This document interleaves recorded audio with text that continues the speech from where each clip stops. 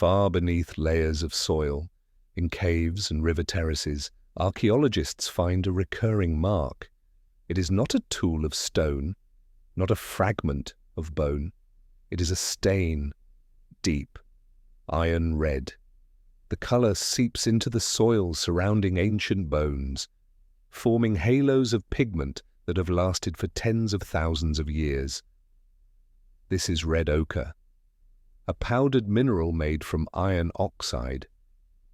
Its presence in early human burials stands as one of the earliest symbols of ritual and meaning. Step by step, the story begins with discovery. In sites across Eurasia, Africa, and later the Americas, scientists uncover skeletons deliberately covered in the red powder. These are not accidents of geology. The pigment does not simply occur by chance. It is ground, transported, and carefully scattered over the dead. The earth becomes a canvas, the body a central figure, the pigment a medium linking human life and soil. Archaeologists classify ochre as one of the earliest symbolic materials. Long before writings, before agriculture, before cities, people seem to have recognized in this mineral something more than utility. They took the effort to grind it from stone, sometimes traveling long distances to reach deposits.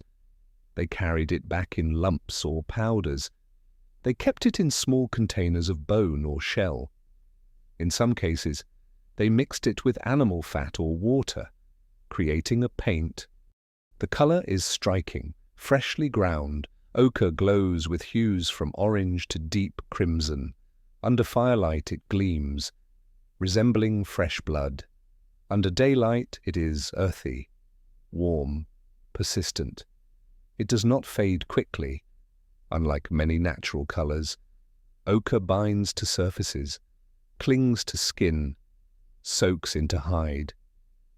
Perhaps this permanence gave it value. It endures, just as memory and ritual endure.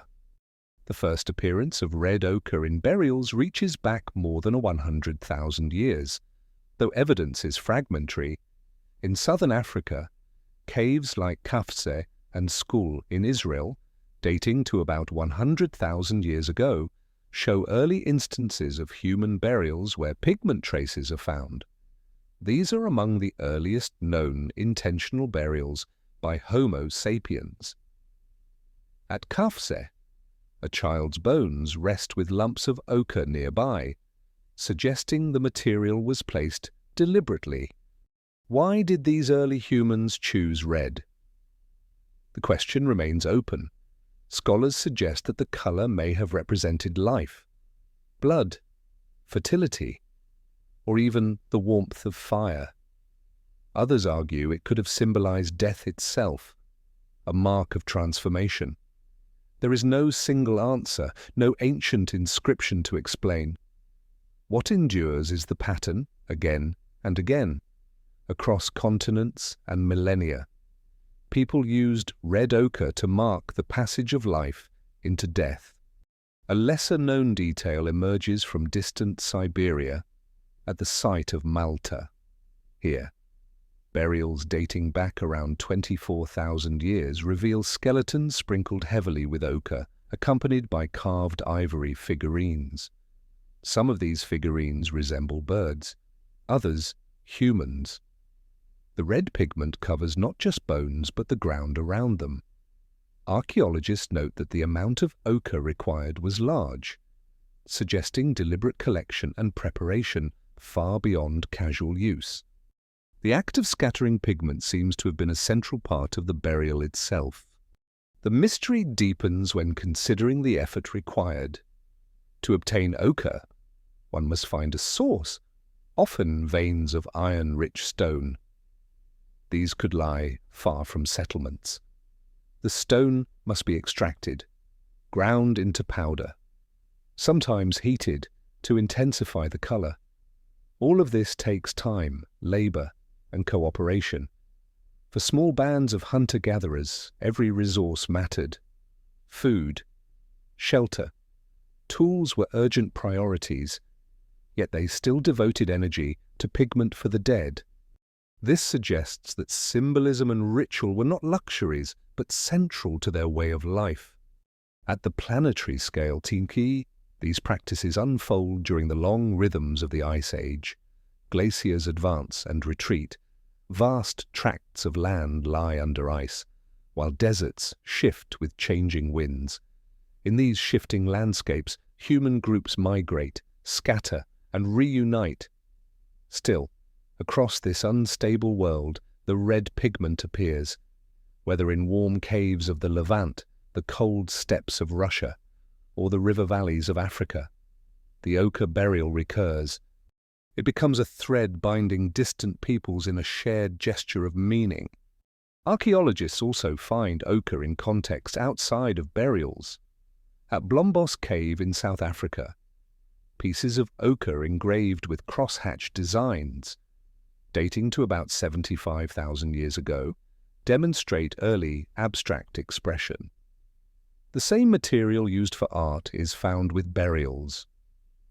This overlap suggests that ochre carried broad symbolic weight, not only in death, but in the marking of identity, status, and thought. Still, many mysteries remain unresolved. Why did some individuals receive ochre burials while others did not? At certain sites, only a few graves contain pigment, others show no trace at all. Was it a marker of age and status, or circumstance, or was it simply a matter of chance and preservation? Without written records, these questions linger. Scientists propose hypotheses, but certainty escapes. Another unresolved issue lies in the interpretation of color. Modern observers link red to blood, fire, or danger, yet ancient minds may have understood it differently. Perhaps it was the enduring quality, not the hue itself, that mattered. Perhaps it was the act of transformation, grinding stone into powder, that held meaning. The symbolism could shift from place to place, time to time.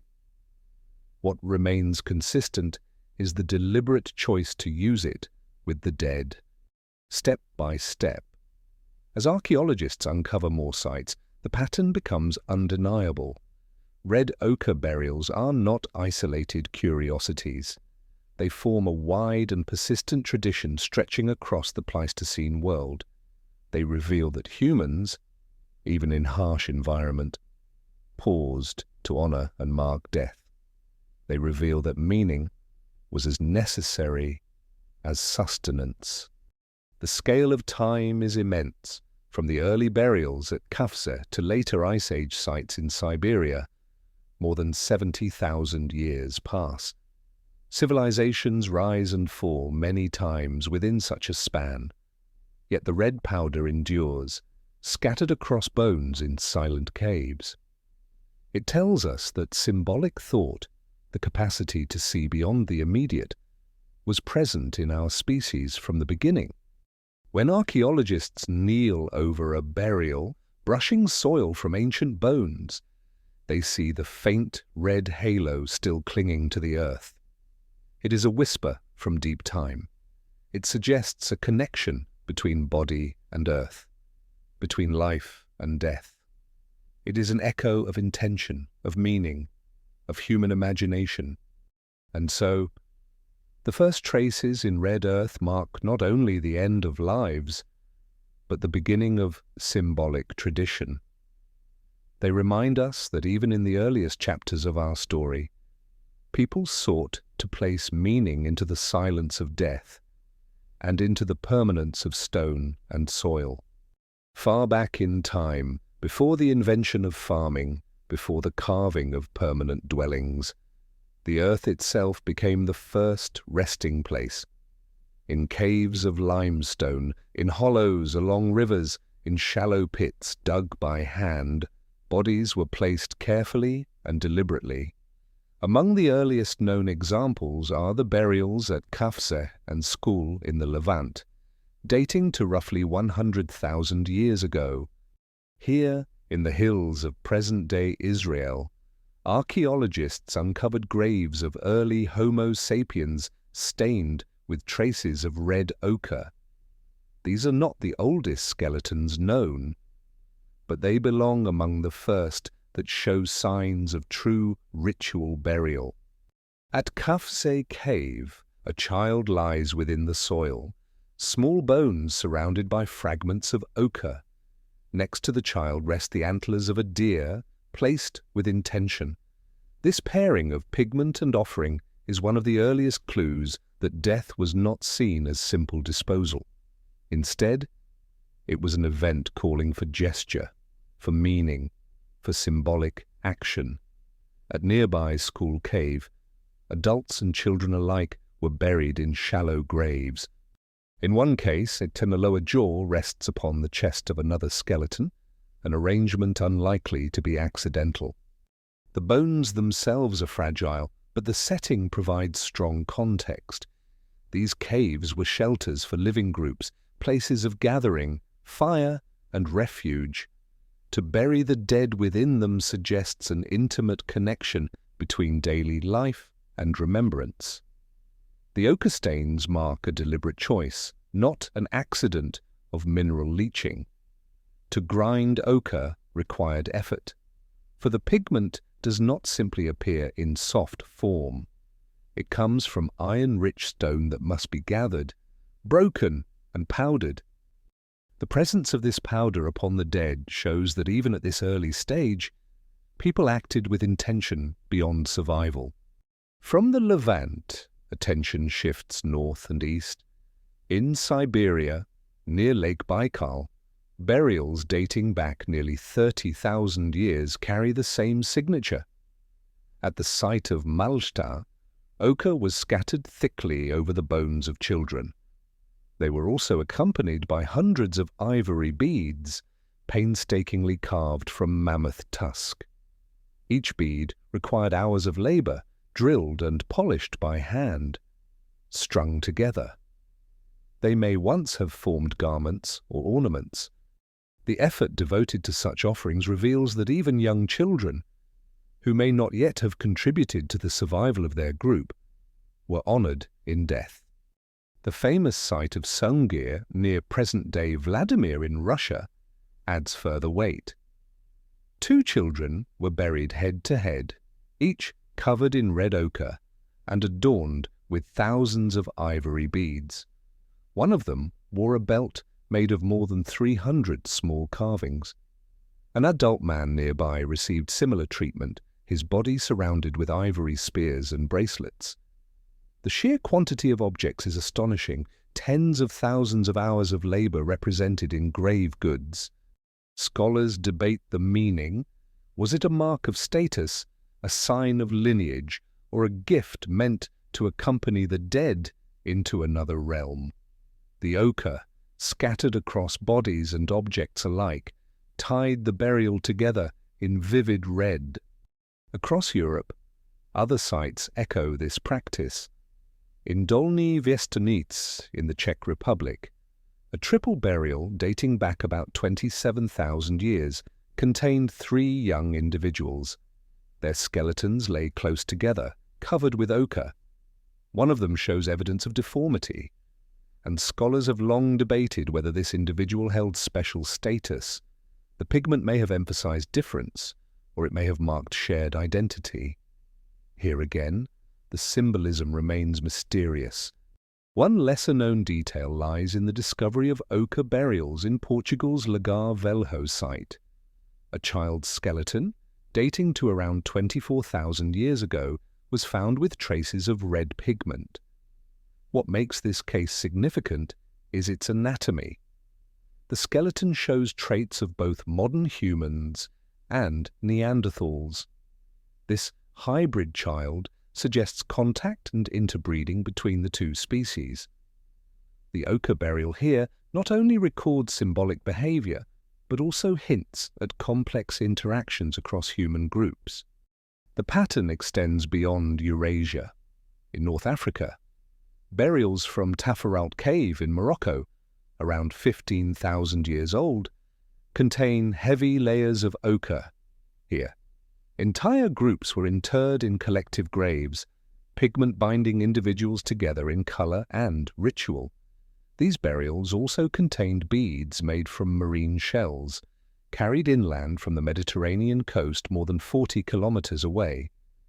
Such details show that burial rites were woven into networks of movement and trade.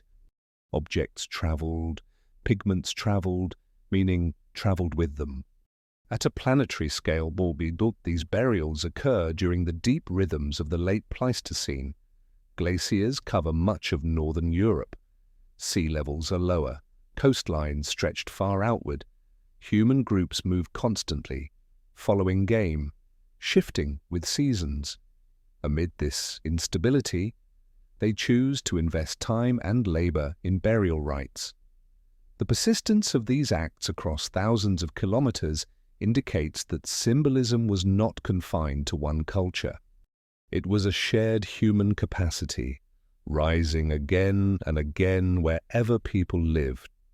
Yet mysteries remain. Why, in some regions, do burials with ochre appear suddenly, while in others they are absent for millennia? Did certain groups abandon the practice, only for it to re-emerge later? Or has evidence simply eroded away, leaving gaps? Soil chemistry can erase pigment traces, making some burials invisible. Archaeology offers only fragments, and silence surrounds what is lost. Another unresolved question concerns the choice of location. Why caves? Why river terraces? At times, burials occur within living spaces. At others, they are set apart. Was there a belief in sacred places, or was convenience the deciding factor? Scholars debate whether caves held spiritual significance, echoing with firelight and silence, or whether they were simply practical shelters for both life and death. The ochre does not answer, but it sharpens the mystery. Through each of these discoveries, one theme endures: the link between body and earth, mediated by pigment, the grinding of ochre, the scattering of powder, the placement of bones within soil. These acts transform death into a ritual of meaning. Whether for a child in Kafse, an elder in Sungir, or a group in Taforalt, the gesture repeats. Humans mark the threshold with color, signaling that life and death are part of a shared cycle. Even now, when archaeologists brush soil from these bones, the red remains. It is faint, but still visible. It whispers across time that the people who lived then were not only hunters and gatherers, but also thinkers, symbol makers, carriers of memory. In every red-stained burial lies a reminder. Meaning has been part of the human journey from its earliest chapters. Before ochre became a burial pigment, it was already part of daily life. Long before graves were marked in red, humans learned to grind and use this iron-rich mineral in many ways. Archaeologists studying Paleolithic sites find lumps of ochre that show clear signs of scraping, grinding, and heating. These are not random rocks but carefully selected materials, transformed into powders of deep color. The uses of this substance extend far beyond ritual. At living sites across Africa, Europe, and Asia, archaeologists uncover fragments of ochre with worn surfaces, grooves, and polish. These traces reveal that the mineral was ground against stone, flaked into smaller pieces, and sometimes rubbed directly onto skin or hide. One of the most practical uses was as a preservative. When rubbed into animal skins, ochre helped to prevent decay and repel insects. For people depending on hides for clothing, shelter, and bedding, this property was valuable. In the shifting climates of the Ice Age, protecting resources from rot could mean the difference between comfort and loss. Another function lay in the realm of tools. Mixed with fat or plant juices, ochre created a sticky substance that improved the binding of stone points to wooden shafts. Archaeologists find microscopic residues of ochre on stone spear tips, suggesting it played a role in hafting adhesives. This use connects the pigment to hunting technology, showing that it was integrated into survival as well as symbolism. Body painting represents yet another dimension. Ethnographic parallels from more recent hunter-gatherer societies suggest that pigments like ochre were applied to skin for ceremony, protection, or identity.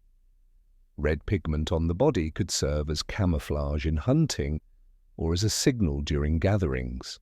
In some cases, it may have offered protection from the sun, though evidence from tens of thousands of years ago cannot confirm each of these functions. Residues on bone tools and shells indicate that ochre was often prepared in ways suitable for paint.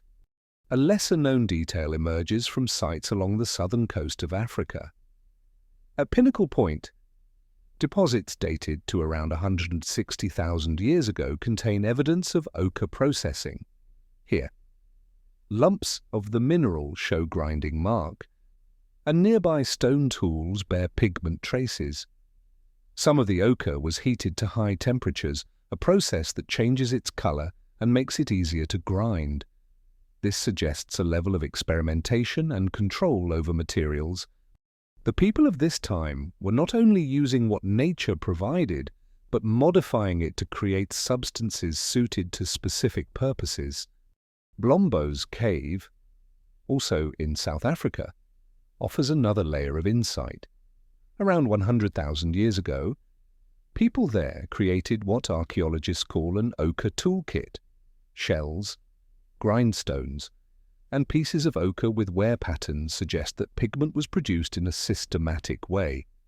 A shell filled with residue shows that mixtures of ochre, bone marrow, and fat were prepared as a kind of paint. This evidence demonstrates a planned sequence, collecting raw material, grinding, mixing, storing, and applying. Such complexity indicates that ochre use was embedded in social knowledge, passed from person to person, generation to generation. At the planetary scale, these practices emerged during times of shifting climates and expanding migrations. As humans spread across Africa and into Eurasia, ochre traveled with them. The mineral's presence in campsites suggests it was considered a necessity, alongside stone tools and fire. Just as water and shelter were essential, pigment became part of the toolkit of human survival. Wherever humans moved, ochre appears soon after. Yet mysteries remain. Why red, when other minerals could produce black, yellow, or white pigments? Yellow ochre and charcoal were also available, but the repeated preference for red suggests something deeper. Was it the durability of the pigment, the ease of recognition, or symbolic associations with blood and life? Archaeologists debate whether practical and symbolic functions can ever be fully separated. For early humans, the two may have been inseparable. What preserved a hide could also decorate a body, and what decorated a body could later mark a burial. The use of ochre in art adds another dimension. Engraved ochre pieces from Blombos, with abstract crosshatch designs, reveal that pigment was more than utilitarian. These carvings may represent some of the earliest symbolic marks, deliberate designs that go beyond function. The same material used for hafting and preservation also became a medium of expression. This dual role, practical and symbolic, makes ochre unique in human history. One striking example comes from the cave of Maastricht Belvedere in the Netherlands. Although not as famous as sites in Africa, here archaeologists uncovered ochre fragments associated with Neanderthal tools. This hints that even our close relatives may have recognized its usefulness. Some researchers argue that Neanderthals used ochre as a hide preservative or for body coloring, suggesting convergent practices with early Homo sapiens. Another lesser-known detail involves the presence of ochre in shell beads far from coastal regions. At sites in East Africa, perforated shells stained with red pigment were found more than 100 kilometers from the sea. The shells themselves had traveled inland, and the pigment was applied deliberately. This shows both long-distance movement and symbolic treatment of objects. The combination of marine shells and red pigment suggests identity, ornamentation, and display. Despite this range of evidence, much is still uncertain. Did every group value ochre equally, or did some simply use it for practical needs? Did its meaning shift from context to context, sometimes protective, sometimes expressive, sometimes sacred? Archaeologists can only piece together patterns, drawing connections across time and space. The silence of deep history leaves many questions open. At a global scale, the persistence of ochre across continents is striking. From Africa to Australia, from Europe to the Americas, whenever humans appear, pigment soon follows. This universality suggests that the attraction to red ochre was not random, but rooted deeply in human cognition. It may have been among the earliest shared materials of culture, a thread running through distant groups who never met, yet acted in parallel. The daily handling of ochre also shaped social habits. Grinding stone against stone, mixing powder with fat, painting surfaces all required skill and cooperation. Such practices may have served as teaching moments, where elders showed children how to prepare pigment. In this way, ochre used reinforced transmission of knowledge, embedding symbolic behavior within everyday life. In time, as burials began to incorporate pigment, the transition seems natural. What was already familiar in life, applied to hides, tools, bodies, was extended into death. To scatter ochre over bones was not a new invention, but an adaptation of long-standing habits. The practical became ceremonial, the daily became eternal. Thus, the story of ochre in everyday life sets the foundation for its role in burials. The powder was never only for the dead. It was a companion in survival, a tool of technology, a medium of art, and a mark of identity. Its endurance in the archaeological record reminds us that even the smallest fragments, scraped stones, stained shells, smudges of color, can open windows into the breadth of human life. Across the wide expanse of prehistory, the choice of red carries a striking consistency. Again and again, human groups reach for this hue when marking burials, painting bodies, or decorating objects. The question naturally arises, why red and not another color? To understand the symbolism, archaeologists and anthropologists consider both the physical qualities of ochre and the universal associations of color in human perception. Red is one of the most easily recognized colors in nature. It is vivid, distinct, and often signals importance. In the world of hunter-gatherers, red was most visibly associated with blood. Blood meant life, energy, and vitality, but also danger, injury, and death. When people saw blood, they saw transformation, the moment between life and its absence. Using a pigment that resembled blood may have linked burials to ideas of renewal, sacrifice, or continuity.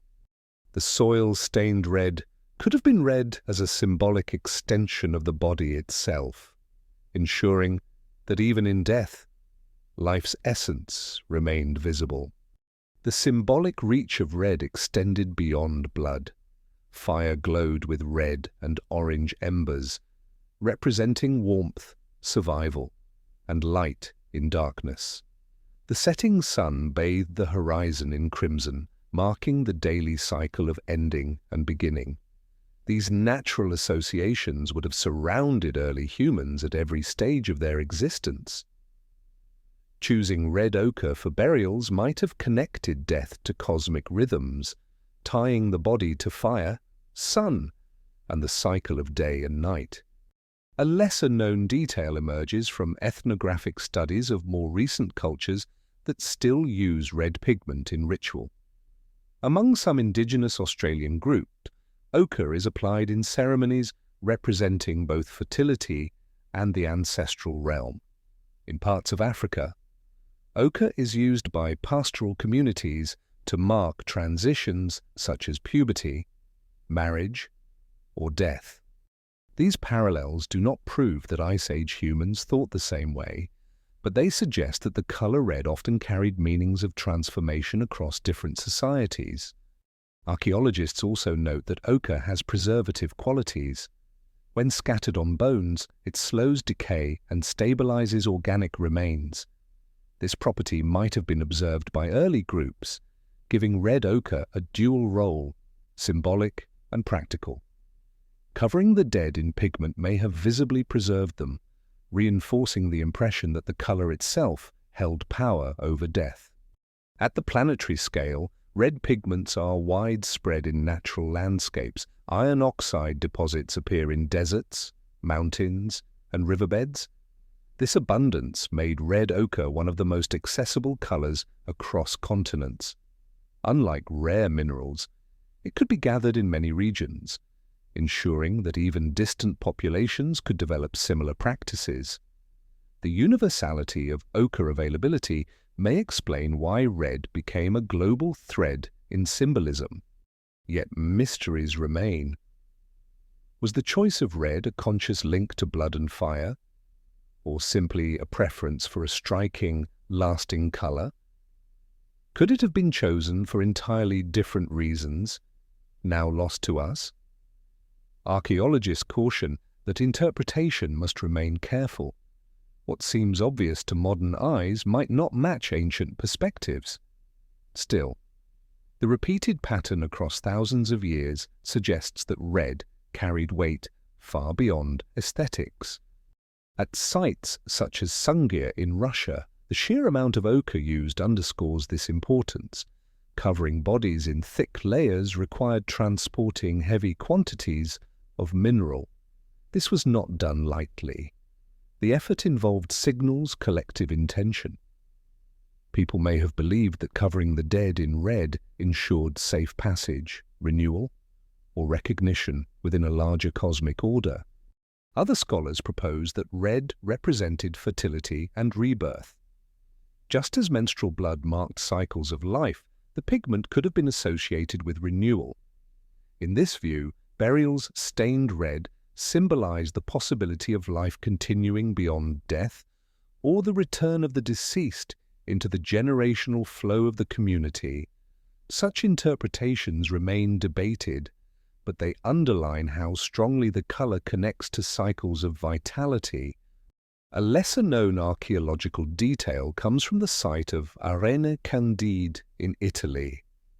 Here, a burial known as Il Principe, a young male interred around 24,000 years ago, was found covered with red ochre and adorned with ornaments of shell and flint. The pigment did not only mark the body but extended into the soil around it, forming a wide halo. The gesture transformed the grave into a striking red chamber, distinct from the surrounding earth. Such intensity suggests symbolism of high importance, perhaps status, perhaps spiritual significance. Red also appears in cave art alongside burials. At Chauvet and Lascaux in France, painters chose red and black pigments to depict animals and abstract signs. While not directly tied to funerary practice, the shared palette suggests a symbolic vocabulary in which red held special resonance. It connected art, ritual, and burial within the same cultural framework.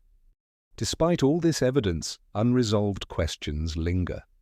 Why were some individuals buried with red pigment? while others in the same community were not. At Kafze, for example, only certain graves show ochre. Were these individuals marked for special roles, or did families choose pigment only when it was available? Archaeologists cannot yet say. The uneven distribution challenges any single explanation. At the scale of human migration, the spread of red ochre symbolism mirrors the expansion of Homo sapiens. As people moved out of Africa and into Eurasia, Australia, and eventually the Americas, they carried not only tools and fire, but also symbolic practices. Wherever ochre deposits existed, the pigment appears in burials soon after human arrival. This pattern suggests that the association of red with meaning was already well established before dispersal. The persistence of this symbolism speaks to its deep roots in human cognition. The ability to see beyond the immediate, to connect a color with abstract ideas of life and death, marks a threshold in mental evolution. It shows that symbolism was not a late invention of civilization, but a companion of humanity from its early steps. And yet, the silence of prehistory remains. We cannot hear the words spoken when ochre was scattered over a body. We cannot know the songs or the gestures, the beliefs. We see only the traces, the bones, the pigment, the soil. The rest is lost. What endures is the mystery, the recognition that red carried power enough to inspire labor, ceremony, and remembrance. Thus, red ochre stands not merely as a mineral, but as a bridge linking body and earth, death and renewal, fire and sun, blood and life. It is one of the earliest signs that humans sought meaning beyond the immediate, that they wished to connect the finite with the infinite. In this way, the symbolism of red becomes not only an archaeological detail, but a window into the human mind. It tells us that even in the depths of the Ice Age, amid glaciers and shifting climates, people saw more than survival. They saw color, and in that color they found a way to speak of life, death, and what might lie beyond. Far across the plains of Ice Age Russia, on a windswept terrace near the Kliazma River, lies one of the most remarkable burial sites of the Upper Paleolithic, known as Sungir. It dates to roughly 34,000 years ago. Here archaeologists uncovered graves that astonished the scientific world, not only for their preservation but also for the extraordinary care and wealth of objects accompanying the dead. Among them are two children whose burials provide one of the clearest windows into symbolic practice during the Ice Age. Their bodies, richly adorned and heavily covered in red ochre, reveal a complex story about status, ritual, and the meaning of life and death. The Sungir site was first excavated in the mid-20th century. What emerged was a settlement with dwellings, hearths, tools, and ornaments, but the burials stood out above all. The most famous belonged to two children laid head to head in a long grave. One was around 10 years old, the other about 12. Both were sprinkled with red ochre until their bones and the surrounding soil glowed with color. Around and upon them lay more than 10,000 ivory beads, painstakingly carved from mammoth tusk. Each bead required hours of labor. Together they formed necklaces, bracelets, and possibly garments. The sheer investment of time represented in these ornaments suggests planning and collective effort by the entire community. Alongside the children were other objects, ivory spears, carefully polished ornaments, and pendants carved with delicate precision.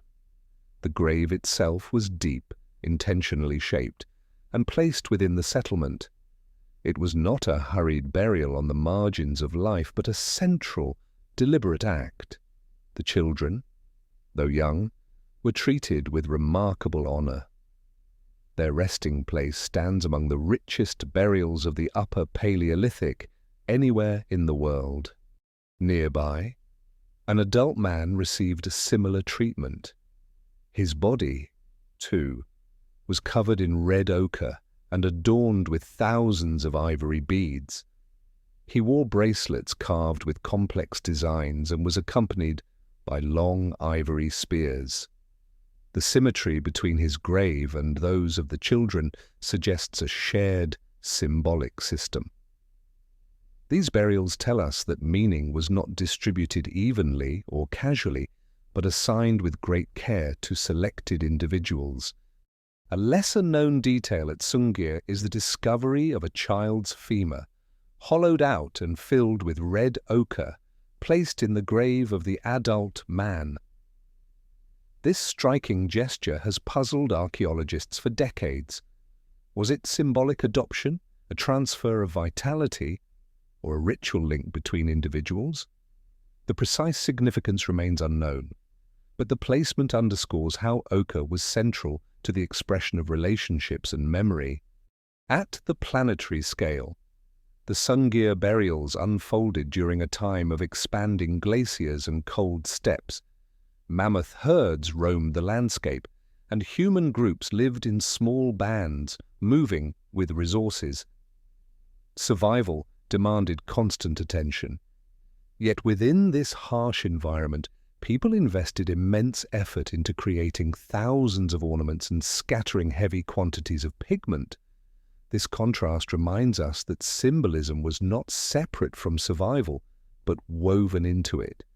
Meaning gave structure to life, even in times of cold and scarcity. Why were these children singled out for such lavish treatment? This question remains unresolved. They were too young to have accumulated status through hunting or leadership. Some scholars propose that they may have been born into lineage or kinship roles that carried symbolic weight. Others suggest that their deaths were so significant to the group that extraordinary rituals were required. Still others caution that we cannot know. That meaning might not fit modern categories of wealth or rank. What is certain is that the ochre and ornaments signal that their lives, though short, were seen as worthy of extraordinary commemoration. The beads themselves reveal another layer of complexity. Microscopic studies show that many were worn before burial, their surfaces polished by use.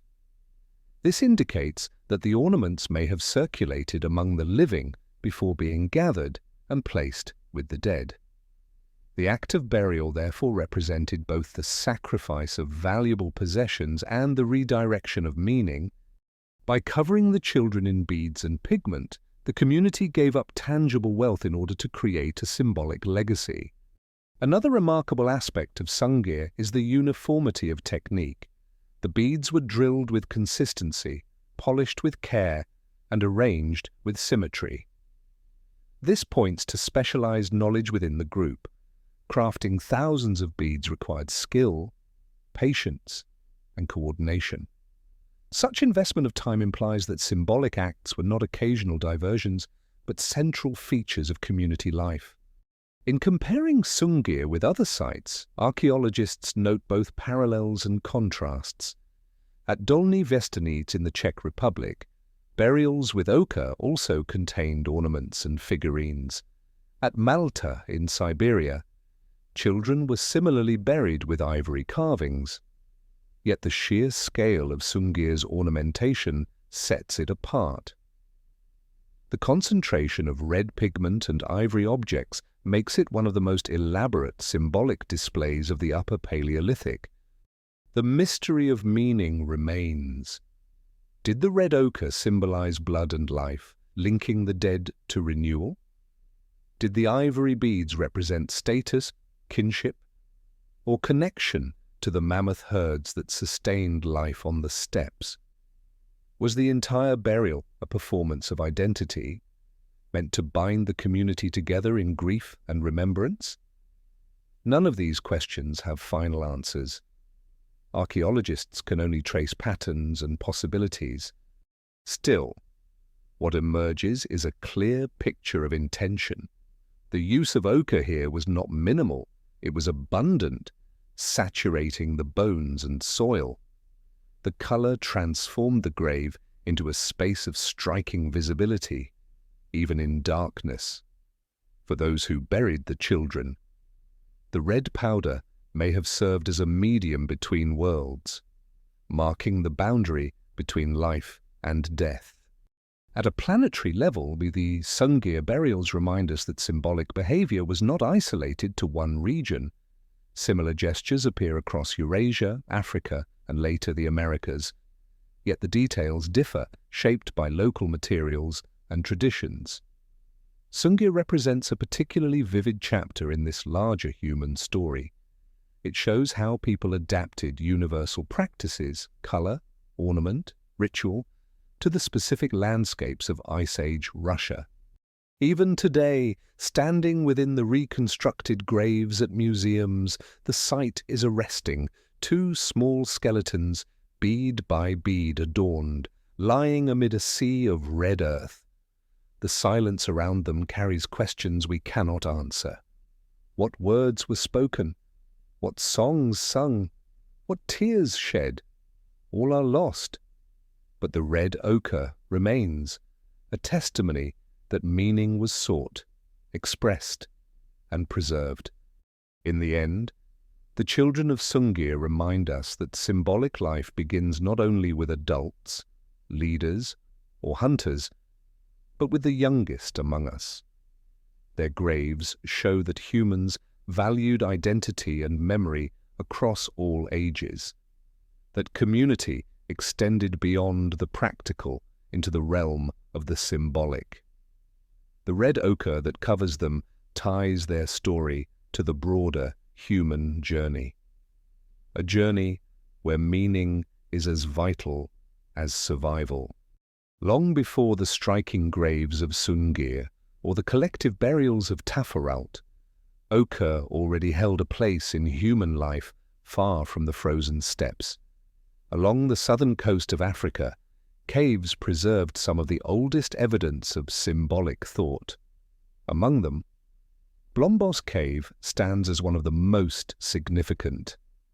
Here, within layers of sand and shell, archaeologists have uncovered engraved ochre fragments, pigment processing tools, and shell beads, all dating back more than 70,000 years. These discoveries reveal that ochre was not only used to cover the dead, but also to shape daily life and the early stirrings of art. Blombos lies along the cliffs of the Cape, overlooking the Indian Ocean. During the Middle Stone Age, the cave sheltered groups of Homo sapiens as they hunted, fished, and gathered along the shore. Excavations reveal hearths, stone tools, and food remains. But most remarkable are the ochre artifacts. Several pieces bear deliberate engravings, crosshatch patterns, parallel lines, and abstract designs.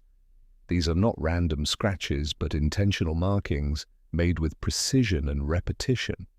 Scholars interpret them as some of the earliest evidence of symbolic expression. The engraved ochre shows that pigment was more than utilitarian. It became a medium for thought, a surface for ideas that extended beyond immediate survival. The act of engraving transforms a simple mineral into a record of abstract intention. It suggests that humans here were not only capable of symbolism, but practiced it regularly, embedding meaning into material culture. Alongside the engraved pieces, archaeologists found a remarkable toolkit. Abalone shells served as containers, their interiors stained with red pigment mixed with bone marrow and fat. Grindstones and hammerstones nearby reveal that people were systematically producing ochre powder, combining it with binders to create paint. This paint could be applied to bodies, hides, or surfaces. The toolkit, dated to about 100,000 years ago, represents one of the earliest known examples of a structured production process in human history. At a planetary scale, these discoveries coincide with a period of shifting climate. Around 100,000 years ago, glacial cycles shaped coastlines, sometimes lowering sea levels and exposing vast tracts of land. Along these coasts, rich marine resources supported human groups. The presence of symbolic behavior within such contexts suggests that meaning and survival were intertwined. Symbolism was not an afterthought, but a companion to adaptation. A lesser-known detail lies in the shell beads from Blombos. Perforated shells, stained with red pigment, indicate that people wore ornaments as personal decoration. Some beads show wear marks consistent with stringing.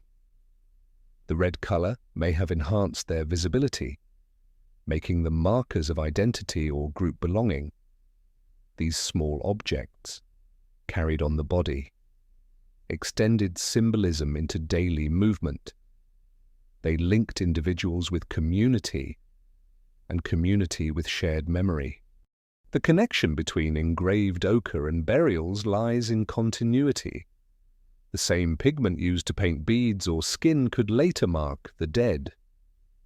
Symbolism thus extended across life stages: birth, adulthood, death.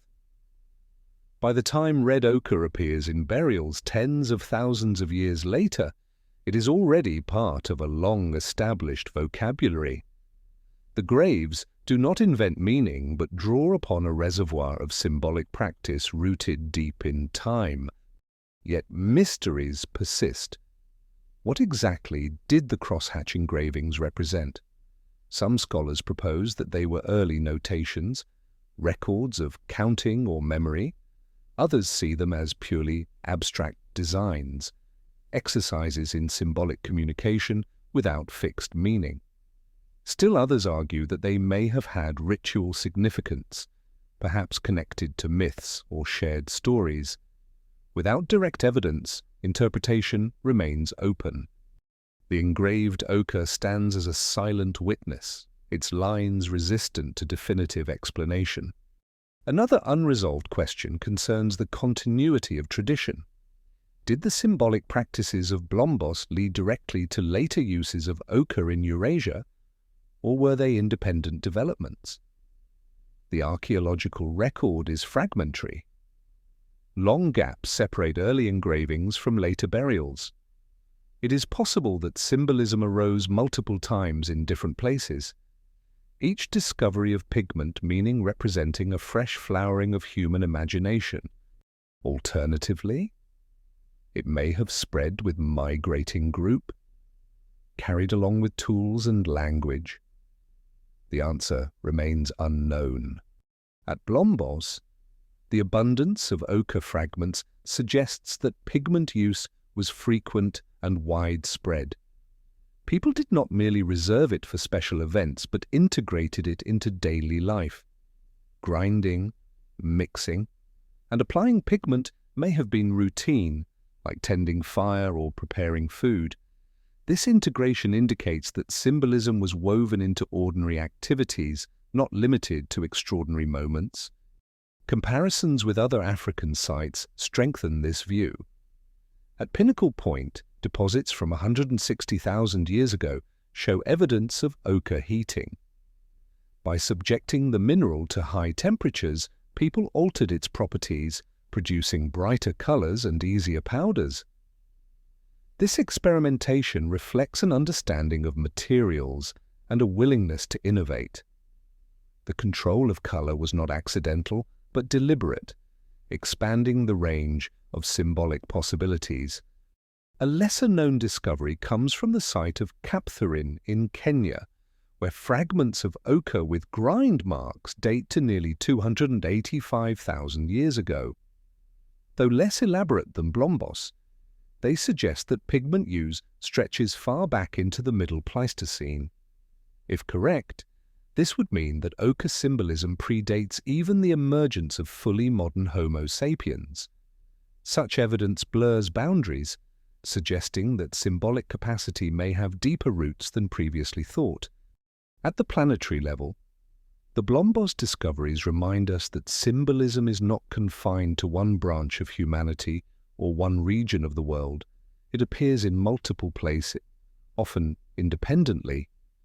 This pattern suggests that the capacity for symbolic thought was intrinsic to human evolution, not a rare innovation. The persistence of ochre use over hundreds of millennia underscores its role as a cornerstone of human identity. Even today, the engraved ochre pieces evoke a quiet awe. Their lines are simple, yet their meaning is profound. They tell us that 70,000 years ago, people already sought to represent idea, to mark surfaces with intentional signs. In their silence, they connect us to the origins of art, ritual, and burial alike. The link to later red ochre burials is therefore not surprising. When people scattered pigment over the dead at Kafse, Sungir, or Tafaralt, they were extending a practice already familiar from daily life. The symbolism of red was not invented at the graveside, but carried there from a broader cultural vocabulary. It spoke of life, death, and the continuity between them. Blombos Cave, with its engraved ochre and pigment toolkits, stands as a milestone in this journey. It reveals that the roots of symbolism are deep, reaching far into the Middle Stone Age. The cave's artifacts are not isolated curiosities, but part of a long tradition that binds survival to meaning, body to pigment, and earth to imagination. Thus, when we look at the red ochre burials of later millennia, we must remember the painted past. The graves did not arise suddenly from nothing. They were nourished by centuries of practice in which ochre was already a medium of art, ornament, and daily ritual. In the silence of Blombos, we hear the earliest echoes of the symbolic human mind, a mind that saw in red pigment a way to speak beyond words, across time, into memory itself. Across continents and millennia, the presence of red ochre in burials repeats with a striking consistency. It is not confined to one valley or one culture, but appears again and again wherever humans settled, from the dry caves of Australia to the frozen tundra of Siberia, from the plains of Africa to the river valleys of Europe. Archaeologists uncover the same reddish stain around bones. This pattern suggests that red ochre was not an isolated invention, but a recurring element of symbolic life. It reveals a shared human impulse to mark death with colour. In Australia, evidence of ochre use extends deep into the past. Burials at Lake Mungo, dating to at least 40,000 years ago, contain some of the earliest known examples outside Africa. One individual, often called Mungo Man, was covered with red ochre carefully scattered across the body. The pigment does not occur naturally in the immediate region, meaning it must have been transported from elsewhere. This indicates deliberate effort, a conscious act to bring colour to the burial site. Mungo Man's grave shows that the symbolic use of ochre travelled with the first humans who reached Sahul, the ancient continent combining Australia and New Guinea. Far to the north, in Europe, similar practices appear. In the Iberian Peninsula, burials at El Mirón cave in Spain show traces of red pigment. The famous Red Lady of El Mirón, interred around 19,000 years ago, was placed beneath a layer of ochre so thick that her bones and the surrounding floor were deeply stained. Archaeologists suggest that the burial was part of a larger ritual, as nearby stone tools and ornaments were also coloured. Here, the pigment transformed not only the body but the cave itself into a red chamber, a place set apart from ordinary life. In Africa, burials at Tafaralt in Morocco, dating to about 15,000 years ago, demonstrate collective practices. Multiple individuals were interred in one area, many of them marked with ochre. The pigment was not restricted to elites or single graves, but shared across a community. Shell beads accompanied the burials, linking them to broader symbolic traditions. The use of ochre here underscores its role as a communal marker, binding individuals together in death as in life. A lesser-known case comes from the Americas. At Horn Shelter in Texas, a burial dated to about 11,000 years ago included 2 individuals covered with red ochre and accompanied by grave goods such as antler tools and shell ornaments. This discovery shows that even as humans crossed into the New World, they carried with them the symbolic vocabulary of red pigment. The ochre was applied in ways consistent with practices thousands of kilometers away, across the Bering Land Bridge and deep into Eurasia. The universality of red ochre burials is remarkable. Across vastly different environments, deserts, steppes, forests, and coasts, the pigment reappears. Its recurrence suggests that it held meanings recognizable across cultures, even when separated by great distances and time. While the details of ritual surely differed, the gesture of scattering red over the dead remained constant. At the planetary scale, this distribution coincides with human migrations during the late Pleistocene. As groups moved outward from Africa, they carried not only tools and fire, but also symbolic practices.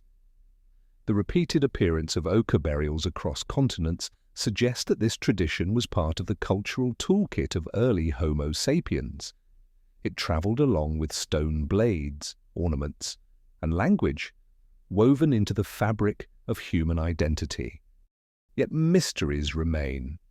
Did each community understand ochre in the same way? Was the meaning of red universal, or did it shift with context? Some archaeologists argue that it symbolized blood and life everywhere, a cross-cultural constant. Others caution that meanings may have diverged, with some groups seeing it as protection, others as fertility, still others as a marker of status. Without written records, the nuances are impossible to recover. What endures is the pattern, the shared act of marking graves with color. Another unresolved question is how the knowledge of pigment preparation spread. Did communities learn independently to grind and apply ochre, or was the practice transmitted through networks of contact and exchange? In some cases, the pigment sources lie far from burial sites, indicating deliberate transport. This suggests that ochre was valued enough to justify long journeys.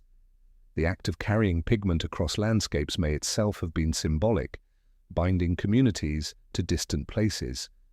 A striking example of long-distance movement comes from burials in the Russian Arctic. At Yana Rhinoceros Horn site, dating to about 32,000 years ago, artifacts stained with ochre were found far north of natural deposits. This means that groups transported pigment over hundreds of kilometers into environments where it did not naturally occur. The choice to bring color into such barren landscapes underscores its significance. Even in the coldest extremes, where survival was fragile, symbolism endured. A lesser-known discovery comes from burials in Jebel Sahaba, Sudan, dated to about 13,000 years ago. Here, bodies were found with ochre as well as evidence of violent death, including embedded stone points. Despite the hardship of conflict, communities still took time to mark graves with pigment. The red color may have been seen as a means of protecting or honoring the dead, even amid turmoil. At the planetary level, the recurrence of ochre burials illustrates how symbolism can persist across changing climates. During glacial maxima, coastlines shifted, deserts expanded, and forests retreated. Human groups adapted by moving, changing tool, and altering diets. Yet through all this flux, the use of red pigment at graves remained steady. It is one of the few constants in a world of change. The universality of red ochre also raises questions about human cognition. Was the preference for red rooted in shared biology? Modern psychology shows that humans notice and respond to red more than many other colors. It captures attention, signals importance, and triggers emotional responses. If this was also true for Ice Age humans, the choice of red pigment may reflect deep cognitive tendencies, not just cultural invention. Still, the silence of prehistory leaves space for humility. We see the pigment, but we cannot know the words spoken as it was scattered. We trace the stains, but we cannot hear the songs or see the gestures. The meaning may have been as diverse as the landscapes where it appears, and yet, across Australia, Africa, Europe, Asia, and the Americas, the choice of red repeats. It is one of the strongest threads binding humanity into a shared symbolic fabric. In the end, the widespread presence of red ochre burials shows that symbolism was not a luxury of settled life or advanced civilization. It was part of humanity from the beginning. The color red tied together people across continents, linking them to earth, blood, fire, and memory.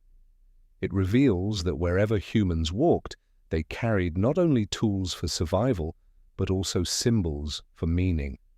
When archaeologists traced the spread of red ochre burials, they cannot separate it from the larger backdrop of the Ice Age. For tens of thousands of years, glaciers advanced and retreated across the northern hemisphere. Vast ice sheets locked away water, lowering sea levels by more than 100 meters. Coastlines stretched outward, exposing lands now drowned.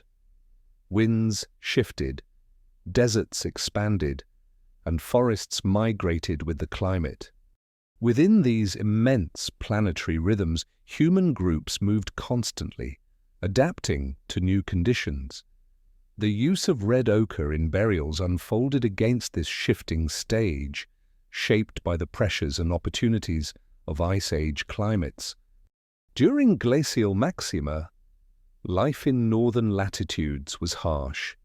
Environments were dominated by steppe tundra, a mosaic of grasses, shrubs, and scattered trees.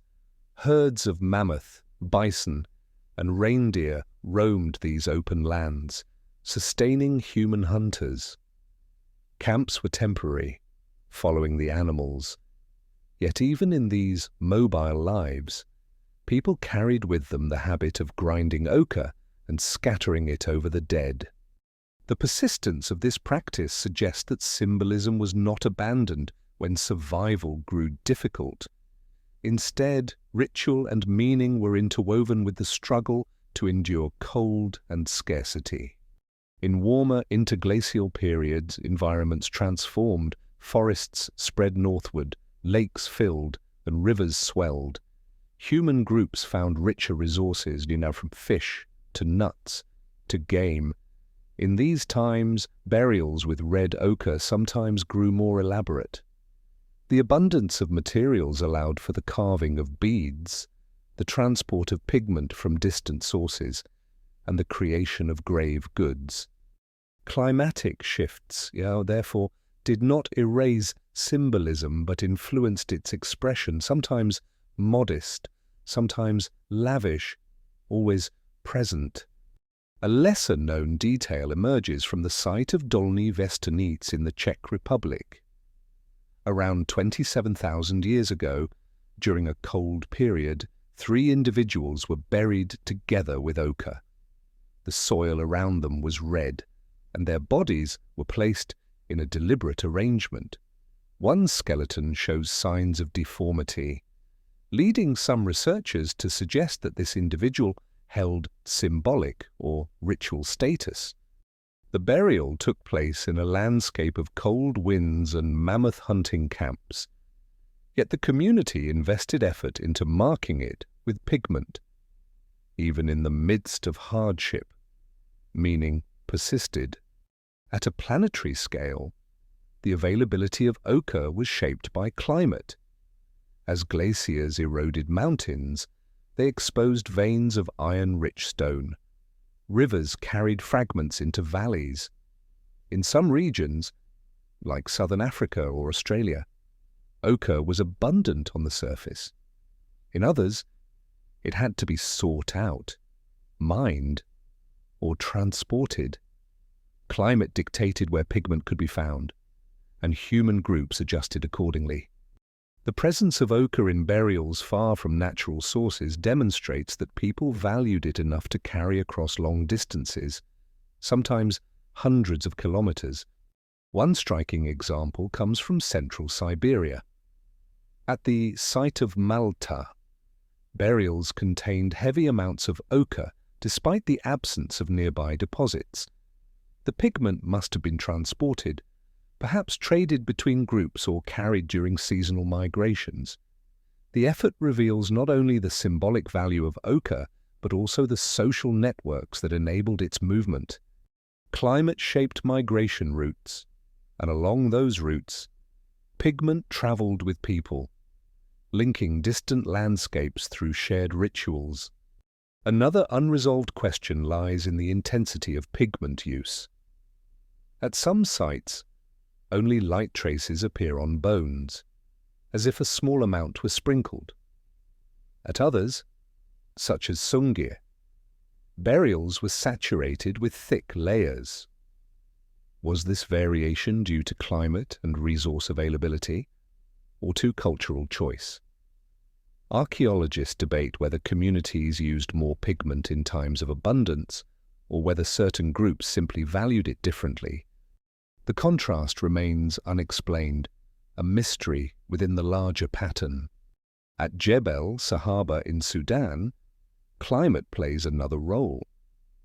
Around 13,000 years ago, as the Sahara fluctuated between green and arid phases, groups buried their dead along the Nile Valley. Many of these burials show evidence of conflict, with skeletons pierced by stone points. Yet traces of red ochre accompany some bodies. Even in times of violence and shifting environment, communities paused to mark graves with pigment. The color may have symbolized protection or remembrance in a landscape where water and survival were uncertain. The Ice Age also influenced the symbolic associations of red. In cold climates, fire was central to survival. Its glow was often the only source of warmth in the long winters. The red of ochre may have echoed the red of embers, linking the dead to the hearth and the continuity of life. In arid climates, the red of sunset or desert sands might have held other resonances. Climate shaped the natural imagery available, and with it, the symbolic vocabulary of color. A lesser-known discovery illustrates this link between pigment and climate. At the site of Kostenki in Russia, burials dated to around 30,000 years ago contained ochre, along with ornaments made from shells that originated hundreds of kilometers away, near the Black Sea. During glacial periods, when landscapes were dry and windswept, carrying marine shells inland required long journeys. The pairing of shells and ochre suggests that climate-driven scarcity did not erase symbolic practices. Instead, it heightened the value of such materials, turning them into powerful markers of identity and meaning. At the planetary level, the oscillations of ice and warmth created both challenges and opportunities. Glaciers carved new valleys, rivers shifted courses, and coastlines expanded. Human groups moved again and again, never remaining fixed. Yet wherever they paused to bury their dead, they reached for red pigment. This continuity across shifting climates underscores how deeply ochre was embedded in human thought. It was a constant in a world of change. Still, unresolved mysteries persist. Why did some groups abandon burials entirely for long periods, only to return later with ochre once more? Was it climate that disrupted traditions, forcing mobility that left little time for ritual? Or was it cultural choice, a shift in belief systems that archaeology cannot recover? The gaps in the record leave these questions open. Another unresolved aspect concerns Neanderthal, who lived through the same Ice Age climates. A few sites hint at their possible use of ochre, but the evidence is debated. Did Neanderthals see the same symbolic possibilities in red pigment, or was this uniquely a Homo sapiens tradition? Climate would have shaped their access to pigment in similar ways, yet their symbolic engagement remains uncertain. In the end, the story of ochre and Ice Age climate is one of persistence amid change. As glaciers grew and retreated, as deserts expanded and forests shifted, humans carried with them the habit of marking death with red. Climate influenced where pigment was found, how much was used, and what images it evoked, but it did not erase the practice. The red stain endures across frozen tundras, arid valleys, and fertile plains alike. The spread of red ochre burials, therefore, is not only a story of ritual but also a record of resilience. It shows that even in the most extreme climates, humans held fast to symbolism. They carried pigment along migration routes, scattered it in caves and graves, and used it to connect body, earth, and sky. In the vast rhythms of the Ice Age, ochre became a constant, an anchor of meaning in a shifting world. When archaeologists study red ochre burial, they often ask not only why the pigment was used, but also where it came from. The origins of ochre tell a story of movement, trade, and human networks stretching across vast landscapes. Every lump of pigment has a geological fingerprint, shaped by the mineral composition of the rocks from which it was taken. By analyzing these fingerprints, scientists can trace how far communities traveled, or how widely they exchanged materials to acquire the pigment that ended up in graves. Ochre is not evenly distributed across the earth. Some regions contain rich deposits of hematite or limonite, minerals that can be ground into brilliant red powders. Other landscapes are barren of such resources, yet burials with ochre appear even in areas where no local sources exist. This means that early humans were willing to travel considerable distances to collect pigment, or to trade with neighboring groups who had access. In either case, the movement of ochre reflects both practical knowledge of landscapes and social connections between communities. One striking example comes from southern Africa. At Blombos Cave, the ochre used in toolkits and engravings has been traced to deposits many kilometers away. The people living in the cave deliberately selected certain varieties of ochre, preferring shades with particular textures or colors. This shows that not all red pigments were considered equal. Some hues may have been more valued for symbolic purposes, others for practical uses such as hide preservation. The act of choosing, carrying, and working with specific types of ochre reflects discrimination and knowledge, an understanding of materials far deeper than simple opportunism. In Europe, similar patterns appear. At the famous site of El Mirón in Spain, the ochre covering the Red Lady burial does not match the immediate geology of the cave. Instead, geochemical analysis suggests it came from outcrops located some distance away. This indicates that pigment was deliberately transported into the cave to be used for the burial.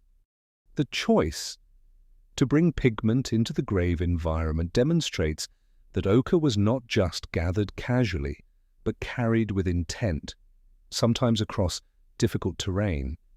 A lesser-known detail comes from the Lake Mungo burials in Australia. The red pigment used to cover Mungo Man is not found near the burial site. Instead, geological tests indicate it originated from deposits many kilometers away, perhaps from areas along ancient riverbeds.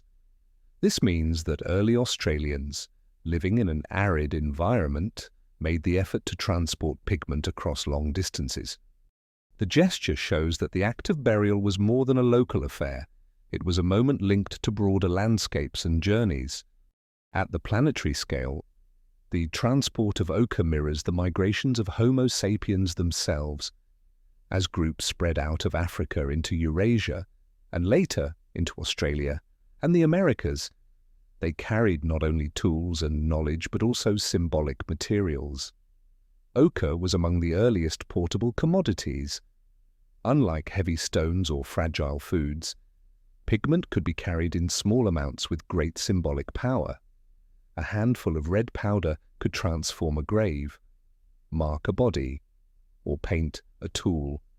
It was lightweight yet meaningful, practical yet symbolic. The study of ochre sources also reveals trade and exchange. At the site of Kostenki in Russia, burials contain ochre that originated from sources dozens of kilometers away. This suggests either seasonal journeys or contact with neighboring groups. Exchange of pigment may have served as a way of building alliances, linking groups through shared symbolism. Carrying red ochre from one valley to another was not only about access to color, but also about connecting communities across distances. Yet mysteries remain. Did people value certain sources more than others for symbolic reasons, or simply for practical quality? Some archaeologists argue that particular outcrops held sacred value, perhaps seen as special places linked to myth or memory. Others believe that the vividness or durability of pigment was the main factor. Without direct testimony, these motives remain hidden. What is clear is that ochre was never simply dirt. It was chosen, carried, and placed with care.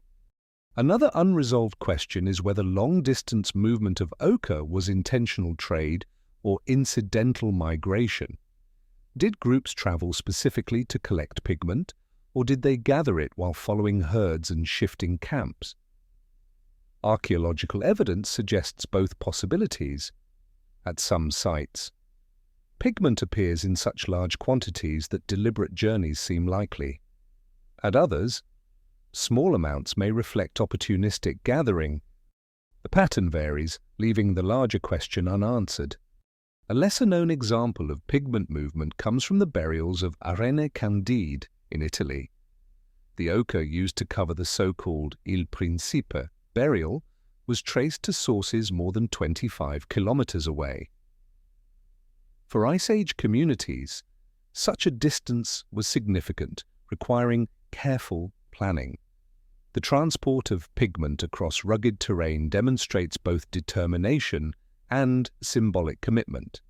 It was not the easiest path, but the chosen one, underscoring the importance of color in marking the grave.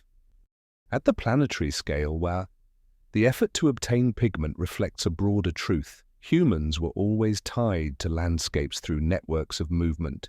They followed rivers, crossed mountains, and navigated coasts. Along these paths, they carried ochre, turning it into a marker of journeys as much as of burials. Every red-stained skeleton is therefore not only a symbol of death, but also a trace of mobility and connection. Scientific analysis adds another layer to this story. Modern techniques such as X-ray fluorescence and petrographic microscopy allow archaeologists to match ochre samples to specific quarries.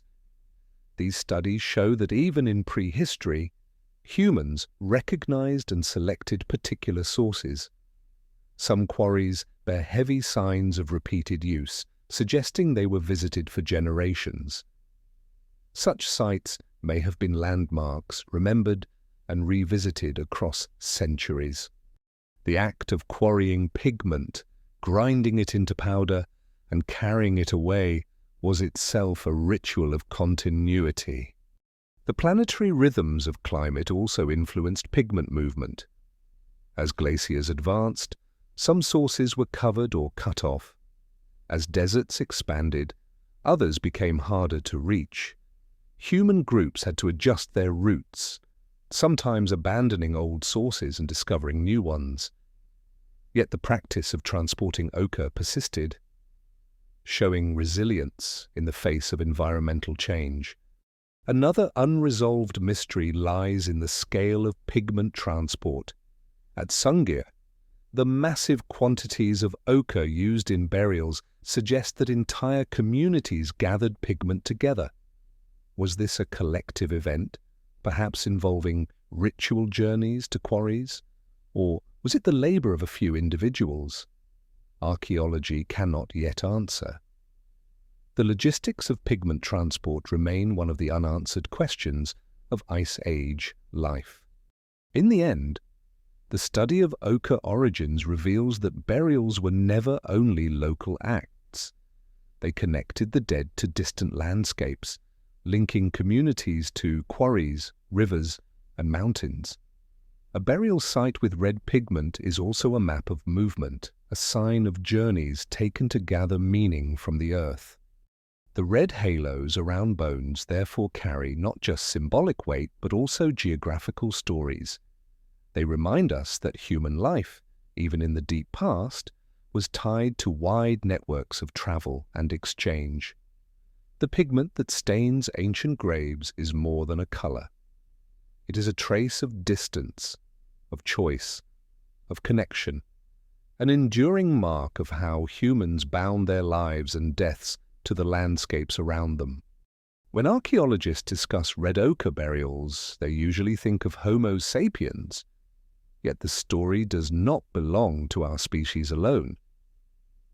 A handful of Neanderthal sites hint at similar practices, raising the possibility that our close relatives also engaged with pigment in symbolic ways. These discoveries, though debated, blur the lines between species and invite us to consider whether the capacity for ritual and meaning was shared more broadly across the human family. Neanderthals lived across Europe and Western Asia for hundreds of thousands of years, enduring harsh Ice Age climates with remarkable resilience. They hunted large game, controlled fire, and crafted sophisticated stone tools. For a long time, scholars debated whether they possessed symbolic thought. The evidence of pigment use, including red ochre in burials, has become part of this debate. While the number of confirmed sites is small, the implications are large. One of the most discussed cases comes from La Ferracie in France. Here, a series of Neanderthal burials dating to around 60,000 years ago were discovered. Among them, ochre fragments were found in association with bones. Some researchers argue that this represents intentional use of pigment, while others caution that the evidence is ambiguous.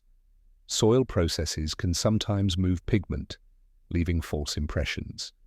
Yet the possibility remains that Neanderthals deliberately applied ochre to their dead. Another site, Shanidar Cave in Iraq, provides further intrigue. The famous Shanidar burials include several Neanderthals placed in deliberate positions within shallow graves. One skeleton, known as Shanidar IV, was surrounded by pollen traces, leading to the suggestion that flowers were placed in the grave.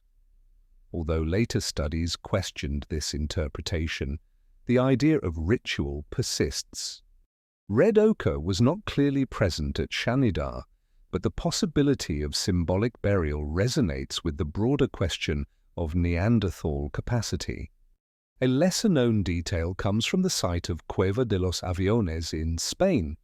Here, pigments including red ochre and yellow were found in perforated shells dating to about 115,000 years ago. These shells, interpreted as ornaments, predate similar Homo sapiens examples by tens of thousands of years. If Neanderthals decorated shells with pigment, They were engaging in symbolic behavior long before modern humans arrived in Europe. This evidence challenges older views that symbolism was unique to our species. At the planetary scale, Neanderthals lived during the same climatic cycles as early Homo sapiens. They endured the cold of glacial advances and adapted to shifting landscapes. If they, too, used ochre in burials, it means that symbolic practices emerged independently in different human lineages. The shared presence of red pigment would reflect convergent evolution in cognition, shaped by similar challenges of survival, community, and memory. Still, mysteries abound. The evidence for Neanderthal ochre burials is far less abundant than for Homo sapiens. Were they less inclined to use pigment, or has time simply erased much of the record? Soil chemistry, erosion, and preservation all affect what survives. In many regions where Neanderthals lived, acidic soils destroy bones and pigments alike. It is possible that more evidence once existed but has vanished.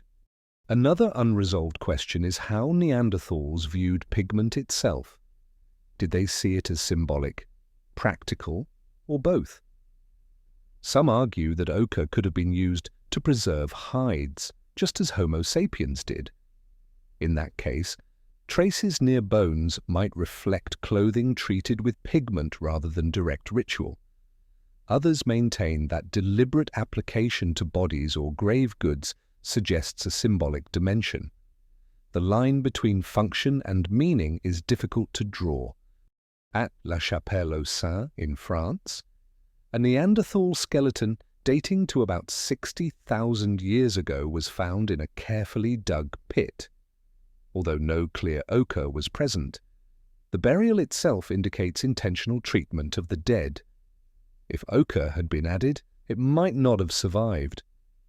This raises the possibility that Neanderthals used pigment more often than we can now detect.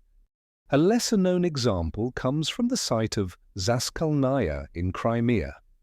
Here, Neanderthal remains associated with red ochre have been reported, though interpretations are contested.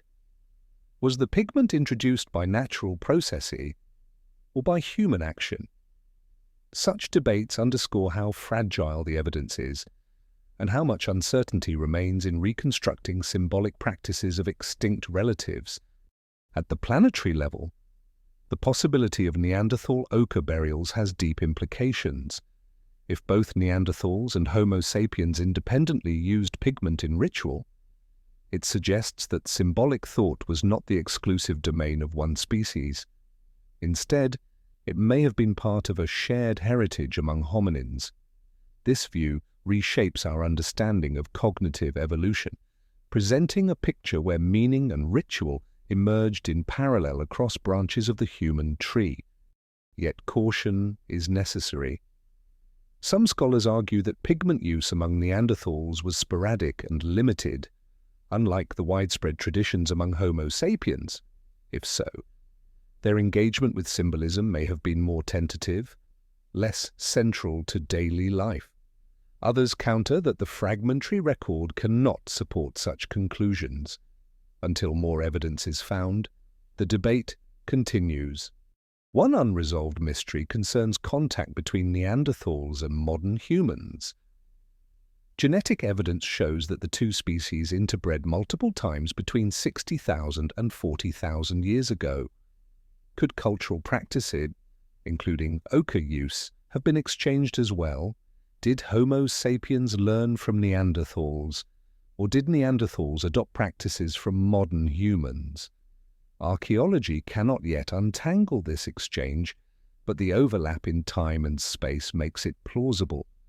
A lesser-known detail about this contact lies in the Châtel-Perronian culture of France and Spain. Associated with Neanderthals around 45,000 years ago, it includes ornaments and tools often linked to modern human influence. Among them are pierced teeth and pigment traces. Some scholars see this as evidence that Neanderthals adopted symbolic practices after encountering Homo sapiens. Others believe it reflects independent innovation. Either way, ochre appears as part of this transitional period, connecting two species through shared gestures of meaning. At the planetary scale, the question of Neanderthal ochre use highlights the fragility of symbolic evidence. Unlike stone tools, pigments are easily lost. Unlike bones, they dissolve quickly. The few cases we have may be only fragments of a larger tradition. If more were preserved, our picture of Neanderthal life might be very different. In the end, the possibility of Neanderthal red ochre burials invites us to see symbolism not as a sudden invention of one species, but as a broader tendency in human evolution. Whether sporadic or widespread, the use of pigment among Neanderthals reflects the same impulse that moved Homo sapiens to mark life and death with color, to create meaning beyond survival. Even if the evidence remains debated, the very presence of ochre near Neanderthal bones is enough to blur the old boundaries. It suggests that our relatives, too, looked at the red mineral and saw more than rock. They saw possibility, transformation, and perhaps connection. In that recognition, they stand closer to us than once believed. When archaeologists examine red ochre burials, they often ask not only about the human body, but also about the larger world that surrounded it. Some researchers propose that ochre was more than a marker of flesh and bone. It may have served as a link between human death and the vast cycles of the cosmos. In this view, the red pigment connected graves to fire, to the setting sun, to the turning of the seasons, and even to the movements of the stars. The grave became not only a resting place, but a symbolic point of connection between the earth below and the heavens above. Throughout prehistory, humans would have lived in close awareness of natural cycles. Night followed day. The moon waxed and waned. Seasons shifted, bringing rains or snow. In the absence of writing, these rhythms were among the most reliable patterns in human experience. Red ochre, with its vivid association to blood, fire, and sunlight, may have been chosen because it mirrored these cycles. Covering the dead in red pigment might have symbolized a return to the cosmic order, aligning the individual's end with the eternal rhythms of the world. One line of thought focuses on the symbolism of fire. In Ice Age winters, fire was the heart of survival, a source of heat, light, and community. Its glowing embers carried shades of red and orange that resembled ochre.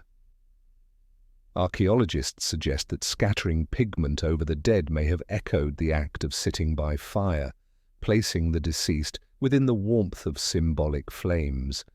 Just as fire protected the living against cold and darkness, ochre might have protected the dead on their passage into silence.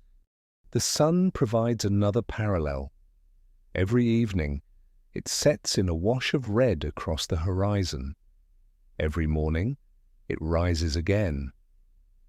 For people who lived in open landscapes, these transitions were constant and dramatic. Some scholars propose that ochre symbolized this cycle, death as a setting sun, life as its rebirth at dawn. By coloring the dead in red, communities may have been aligning them with the eternal return of light, ensuring continuity beyond the grave. A lesser-known detail strengthens this connection.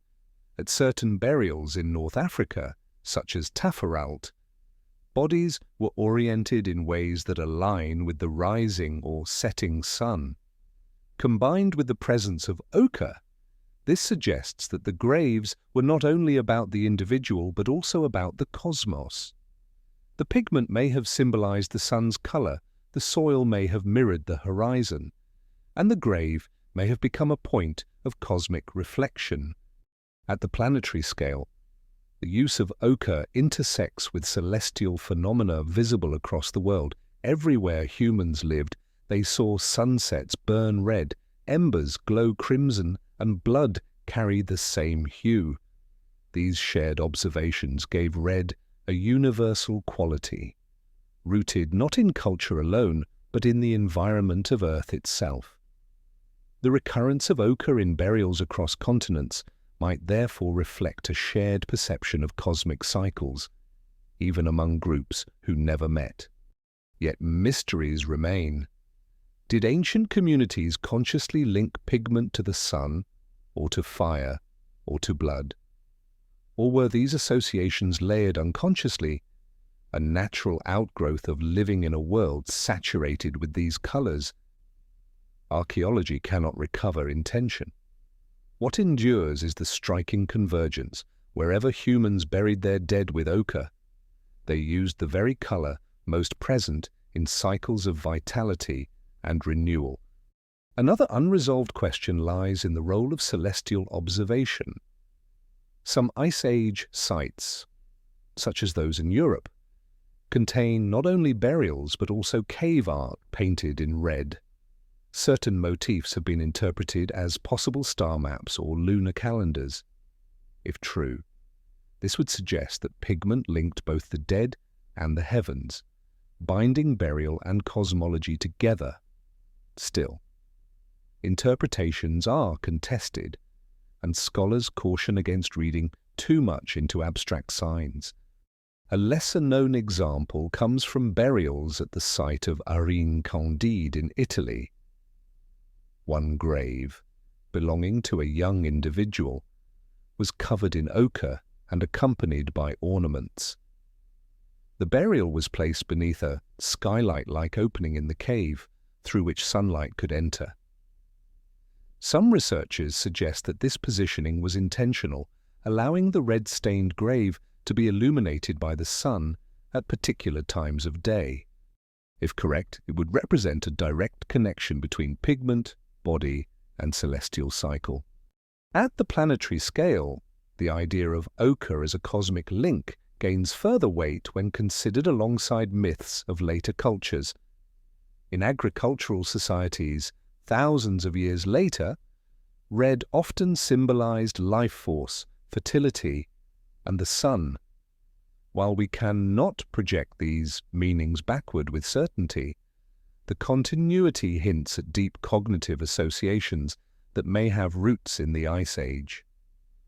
Red as cosmic life force may have been one of the earliest shared metaphors of humanity. Still, unresolved mysteries shadow these possibilities. Was ochre always cosmic, or was it sometimes purely practical? Did its symbolism vary widely between groups, with some seeing it as sacred and others as useful paint? Archaeology can only capture fragments.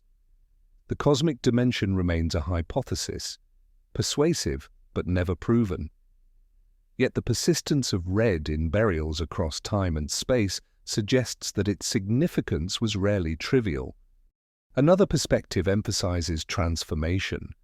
Just as fire transforms wood into ash, or the sun transforms night into day, so ochre may have symbolized transformation of the body. Burial with pigment was not an end, but a passage. The red stain marked the threshold where flesh met soil, where life became memory, where the individual entered another cycle. In this interpretation, ochre is not only a color but a medium of change, linking human death to the great transformations of the cosmos. A lesser-known observation comes from the study of pigment preparation itself. In some sites, people heated ochre to alter its hue, shifting it from yellowish tones to deeper reds. This transformation by fire may have carried symbolic weight, echoing the cosmic transformations it represented. To heat stone until it glowed, then grind it into powder, was to imitate the power of the sun and fire. To place that powder on the dead was to extend cosmic transformation into human fate. At the planetary level, the repeated use of ochre in this way reveals how humans sought to place themselves within the universe. They did not see death as isolation, but as integration, an entry into the cycles of fire, sun, soil, and sky. The grave became a point of contact between body and cosmos, pigment and cycle, human and universe. In the end, the idea of ochre as a cosmic link cannot be proven, but it remains one of the most compelling interpretations. The red powder, scattered over bones, resembles both blood and sunset, both ember and horizon. Its universality speaks to the deepest rhythms of the earth. In scattering pigment, humans may have been saying that death was not the end, but a return to the soil, to the fire, to the sun, to the eternal cycles that shape all life. Thus, the red burials remind us that even in the earliest times, humans sought to connect the finite to the infinite.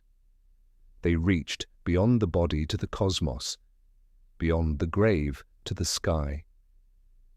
Ochre was their bridge, a symbol of belonging not only to a community, but to the vast rhythms of the planet and stars.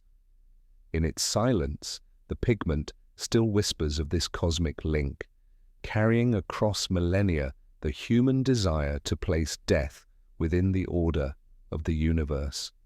When archaeologists examine red ochre burials, one question emerges again and again: why were only some individuals given this treatment, while others were not? In the same sites, within the same cultural horizons, burials sometimes differ dramatically. One skeleton may be covered in thick pigment and adorned with ornaments, while another lies plain and unmarked. The uneven distribution suggests that the application of ochre was selective, not universal. Understanding the reasons for this selectivity remains one of the most enduring mysteries of prehistoric ritual. At Kafse Cave in Israel, dating to around 100,000 years ago, archaeologists uncovered more than 20 burials. Among them, several show clear traces of red ochre, while others lack any pigment. One child's grave contained both ochre and antlers, suggesting special treatment. Yet other children were buried nearby without pigment or grave goods. The contrast raises difficult questions. Did pigment use reflect family decisions, group status, or particular circumstances of death? Archaeology offers no single answer, but the inconsistency points toward choice rather than chance. At Sungir in Russia, the pattern is even more striking. 2 children were buried head to head, covered in ochre, and adorned with thousands of ivory beads. An adult man nearby received similar treatment. Yet not far from these graves, other burials lack pigment and ornaments altogether. If the application of red was universal symbolism, why were so many excluded? The answer may lie in social hierarchy. Perhaps some individuals were marked as leaders, heirs, or symbolic figures. Others, though equally part of the community, were not honored with pigment. The red burials could therefore represent selective commemoration rather than a shared tradition. For all, a lesser-known detail emerges from Dolní Věstonice in the Czech Republic. The famous triple burial of 3 young individuals, covered with ochre, lies in close proximity to other remains without pigment. One of the 3 skeletons shows signs of physical deformity. Some scholars suggest this individual may have held special symbolic significance, chosen for pigment treatment because of difference. Others argue the opposite, that deformity required ritual to integrate the individual into the community in death. Either way, The presence of ochre in some graves but not others reflects differentiation, a system of inclusion and exclusion. At the planetary scale, this variability is widespread in Africa, Europe, Asia, and Australia alike. Archaeologists find both pigment-rich burials and pigment-free ones within the same sites. The pattern suggests that red ochre was never a simple default. Instead, its application reflected choices shaped by culture, status, age, or belief. The reasons may have shifted from one group to another, but the selective nature of pigment use appears universal. Yet the reasons for this selectivity remain unresolved. Some archaeologists propose that ochre was reserved for individuals of high social standing, such as leaders or shamans. Others argue that pigment marked those who died young as a way of protecting or honoring them. Still others suggest that ochre use depended on availability. In times when pigment was scarce, only a few were chosen. Without written records, these possibilities remain speculative. The uneven application of ochre leaves us with questions we cannot fully answer. A lesser-known example comes from the Taforalt cave burials in Morocco. Here, a collective burial site dating to about 15,000 years ago contained numerous individuals, many marked with ochre. Yet even within this collective grave, pigment was applied unevenly. Some skeletons were saturated, others only lightly stained, and still others untouched. Was this a matter of ritual variation or of symbolic hierarchy within the group? The evidence offers no clarity, only complexity. At the Horn Shelter in Texas, dating to around 11,000 years ago, 2 individuals were buried with ochre and grave goods. Nearby, other burials lacked pigment entirely. This suggests that even in the Americas, far from the Old World, the practice was selective. The universality of selectivity itself is striking. Across continents, communities treated some individuals differently in death, choosing pigment for reasons we may never fully recover. At the planetary scale, these choices may reflect the broader role of symbolism in human societies. Symbolism is never evenly distributed. It often serves to highlight differences, to mark some moments or individuals as distinct. In the case of ochre, the selective application may have created visible contrasts between burials, reinforcing community values or hierarchies. Pigment could have been a way of saying, this life, this death, holds particular meaning. Yet, unresolved mysteries remain. Were pigment burials linked to age? Some evidence suggests that children were often chosen for ochre, as at Sungir and Malta. But in other cases, adults alone received the treatment. Were they linked to gender? Some studies propose that women in certain sites were more often buried with pigment, but the pattern is inconsistent. Were they linked to cause of death? At Jebel Sahaba, where many died violently, ochre appears on some bodies but not others, leaving no clear correlation. A lesser-known observation comes from microscopic analysis of ochre in burials. In some cases, pigment was applied directly to bones, suggesting it was scattered at the time of burial. In others, traces suggest it was applied to clothing or objects that later decayed. This means that some graves without visible pigment today may once have been richly decorated, their evidence lost to time. The apparent selectivity may therefore be partly an illusion, shaped by preservation rather than choice. At the planetary level, this uncertainty reflects the limits of archaeology. Soil chemistry, erosion, and time can erase pigment entirely, leaving only faint traces invisible without modern techniques. As methods improve, more graves may reveal hidden pigment, altering our understanding of how selective the practice truly was. Until then, the uneven record fuels debate. Still, one theme endures: the use of ochre in burials was not random, whether applied to leaders, children, or selected members of a group. It was always intentional. The red pigment marked certain deaths as worthy of special attention. The reasons may differ, but the act of choice itself is universal. In the end, the mysteries of selection remind us that prehistoric societies were complex. They did not treat every death in the same way. They distinguished, categorized, and chose.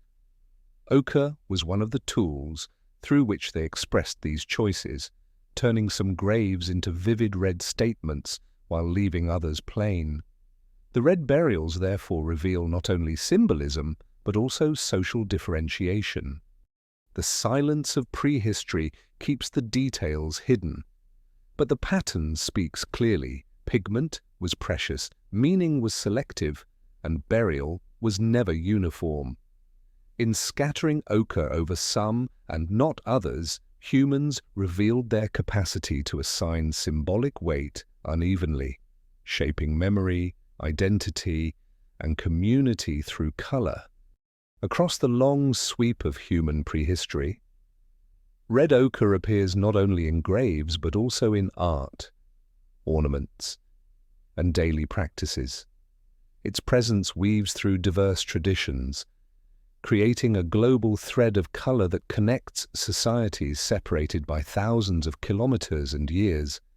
From engraved stones to painted caves, from beads strung around the neck to pigment scattered over the dead, ochre became one of the earliest materials that humans consistently used to give form to meaning. Its endurance across continents makes it one of the strongest candidates for a universal symbol of early humanity. The story begins with art. At sites like Blombos Cave in South Africa, pieces of ochre bear engraved patterns dating back more than 70,000 years.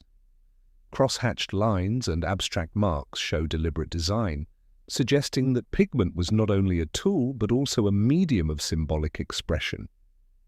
Later, in Europe, red ochre became one of the primary colors used in cave paintings.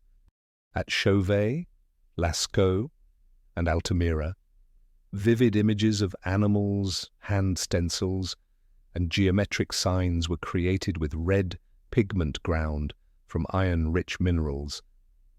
These paintings, preserved on limestone walls, show that ochre was valued not only for its permanence but also for its visibility in the flickering light of torches. Beyond painting, ochre appears in ornaments, perforated shells from Africa. Europe and the Levant often carry red stains, suggesting that pigment was applied to enhance their visibility. When strung into necklaces or sewn onto clothing, these beads would have glowed in firelight, marking identity and perhaps status. In some cases, the pigment stained not only the ornaments but also the skin of those who wore them, spreading symbolism into daily life. A lesser-known detail comes from the site of Çatalhöyük in Anatolia, dating to the Neolithic period around 9,000 years ago. Here, houses contained burials beneath floors, many of them treated with red ochre. Walls of the houses were also painted with red designs, sometimes renewed after burials. This suggests that ochre connected the world of the living and the dead, binding household space with symbolic color. The pigment was not confined to graves but spread across the surfaces of life. At the planetary scale, the presence of red ochre in both art and burials reveals how deeply symbolism was integrated into human identity. It was not a separate sphere but part of the same vocabulary. The same pigment marked caves, bodies, ornaments, and graves. This continuity suggests that ochre carried meanings broad enough to cross boundaries of activity. linking hunting rituals, social gatherings, and funerary rites. Still, mysteries remain. Did the red pigment always carry the same meaning in art and burial, or did its significance shift? Was it a universal symbol of life and blood, or did it represent different ideas in different contexts? Archaeologists debate whether we can speak of a global symbolic system, or whether ochre simply provided a convenient and striking color used in many independent ways.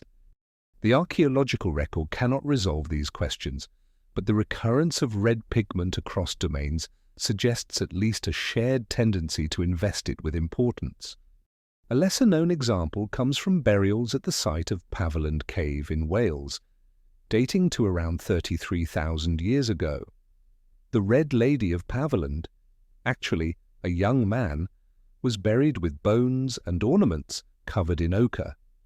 What makes this case striking is its combination of art and burial. Carved ivory rods and shell beads, colored red, accompanied the body, linking ornament and ritual in one context. This echoes the global thread. Pigment does not belong only to graves or art, but to both, interwoven. At the planetary level, the combination of art, ornament, and burial with ochre reflects a deeper principle of symbolic thinking.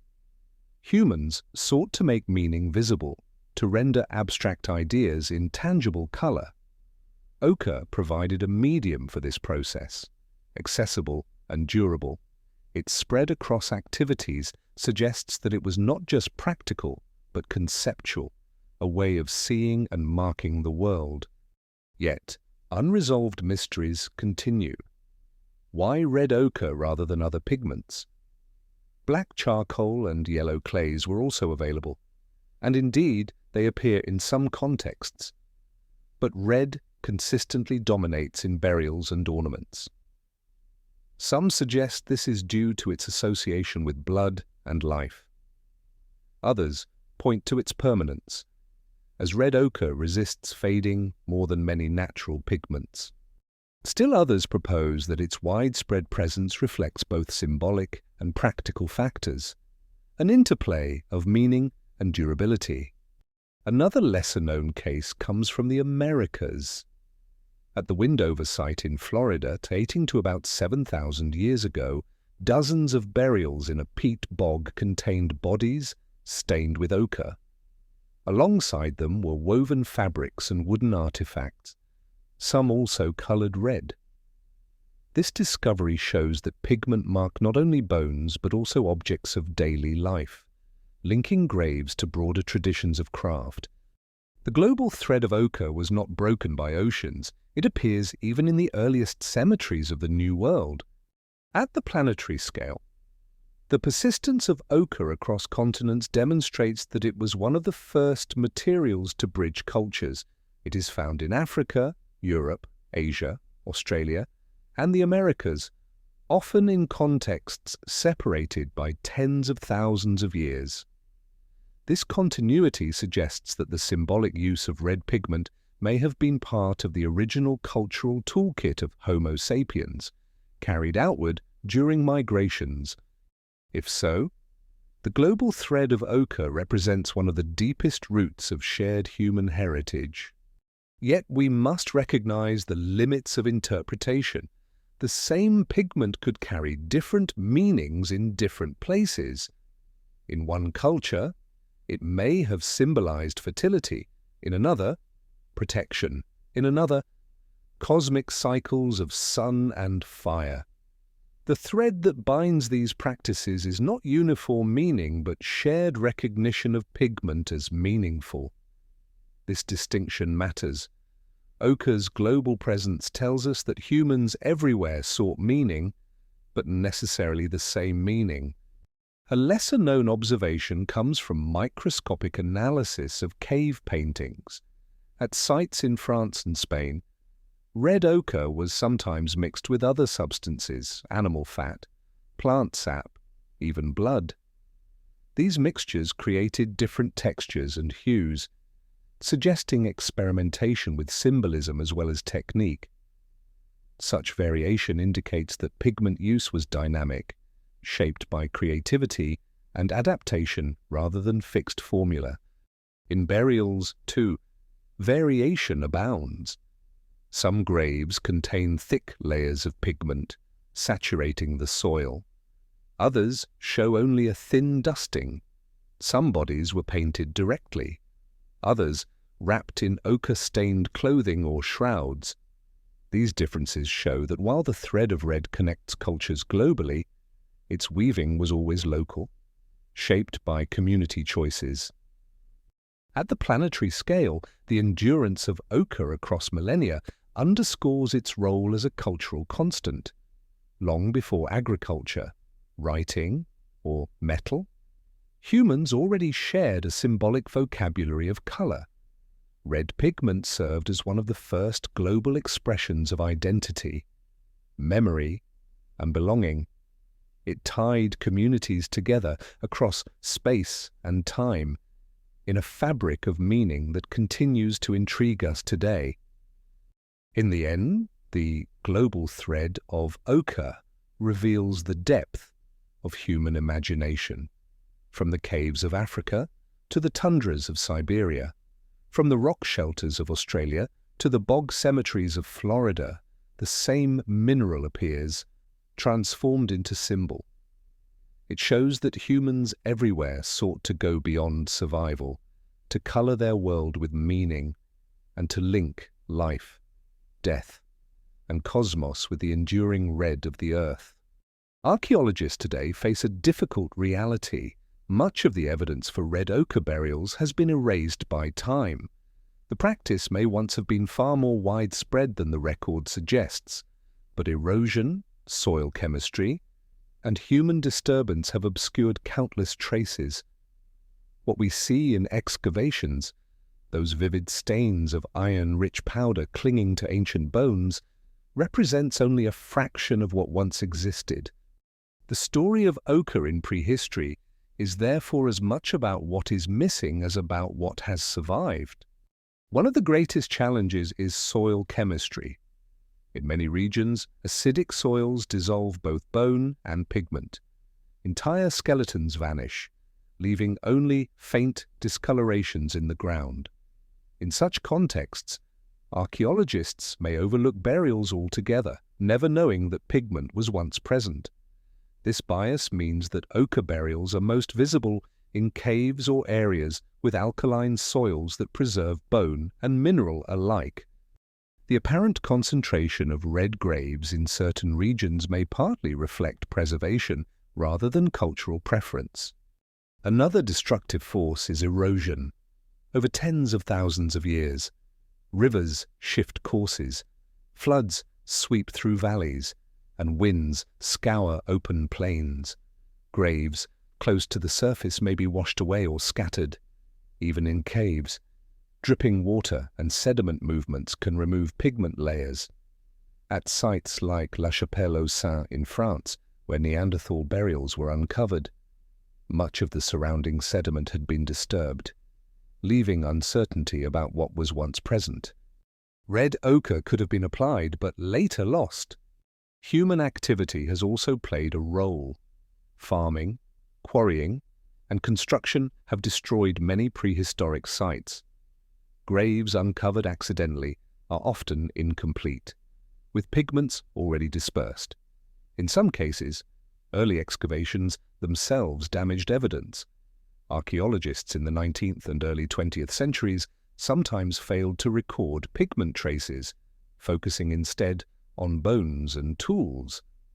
As a result, many possible ochre burials in older collections remain undocumented.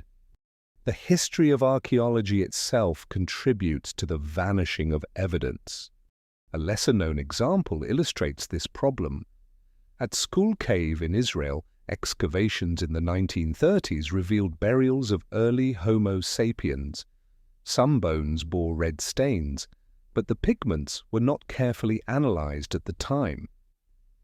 Later, re-examination suggested that ochre had indeed been applied, but much detail was lost. This shows how fragile pigment evidence can be, not only physically but also in the way it is recorded. What we know today depends heavily on the precision of excavation. At the planetary scale, natural processes ensure that the visible record is incomplete. Glacial movements grind landscapes into rubble, burying sites under meters of sediment. Rising seas after the Ice Age drowned coastal areas where early humans often lived. Many of the world's earliest settlements and their burials now lie underwater on continental shelves. If these coastal graves contained ochre, their traces are hidden beneath the sea. The absence of evidence does not mean absence of practice. It reflects the vast erasure caused by planetary change. This raises an unresolved question. How much of the symbolic past is lost forever? Archaeologists estimate that most of the world's prehistoric burials have been destroyed or remain undiscovered. The record we study may represent only rare survivals. If pigment use was more common than we realize, then ochre burials may have been a nearly universal practice.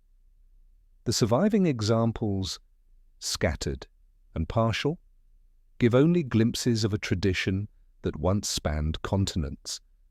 Another unresolved question concerns the visibility of pigment in shallow graves. In some sites, faint ochre traces appear only under microscopic analysis. Without advanced techniques, they remain invisible. Many older excavations did not use such methods, meaning that subtle pigment use may have been missed. What appears today as selective burial may, in part, reflect differences in preservation and observation rather than intentional exclusion. The line between absence and invisibility remains uncertain. A lesser-known case comes from the site of Kostenki in Russia. Here, burials from around 30,000 years ago contain traces of red pigment, yet modern reanalysis showed that the amount of ochre was far greater than originally recorded, as residues had leached into surrounding soil beyond the bones. This suggests that pigment use may be underestimated in many sites. What archaeologists see depends on how carefully they look. At the planetary scale, the vanishing of evidence underscores the fragility of symbolism in archaeology. Stone tools endure, resistant to erosion. Bones sometimes survive, though often fragmented. Pigments, by contrast, are delicate, easily altered by water, chemistry, or disturbance. That so many ochre burials remain visible at all is remarkable. For each grave that shows vivid red, countless others may have faded into silence. Still, what survives is enough to confirm that ochre was widespread. From Africa to Australia, from Europe to the Americas, archaeologists continue to uncover graves with pigment. The geographic spread is so broad that even with massive loss, the pattern remains undeniable.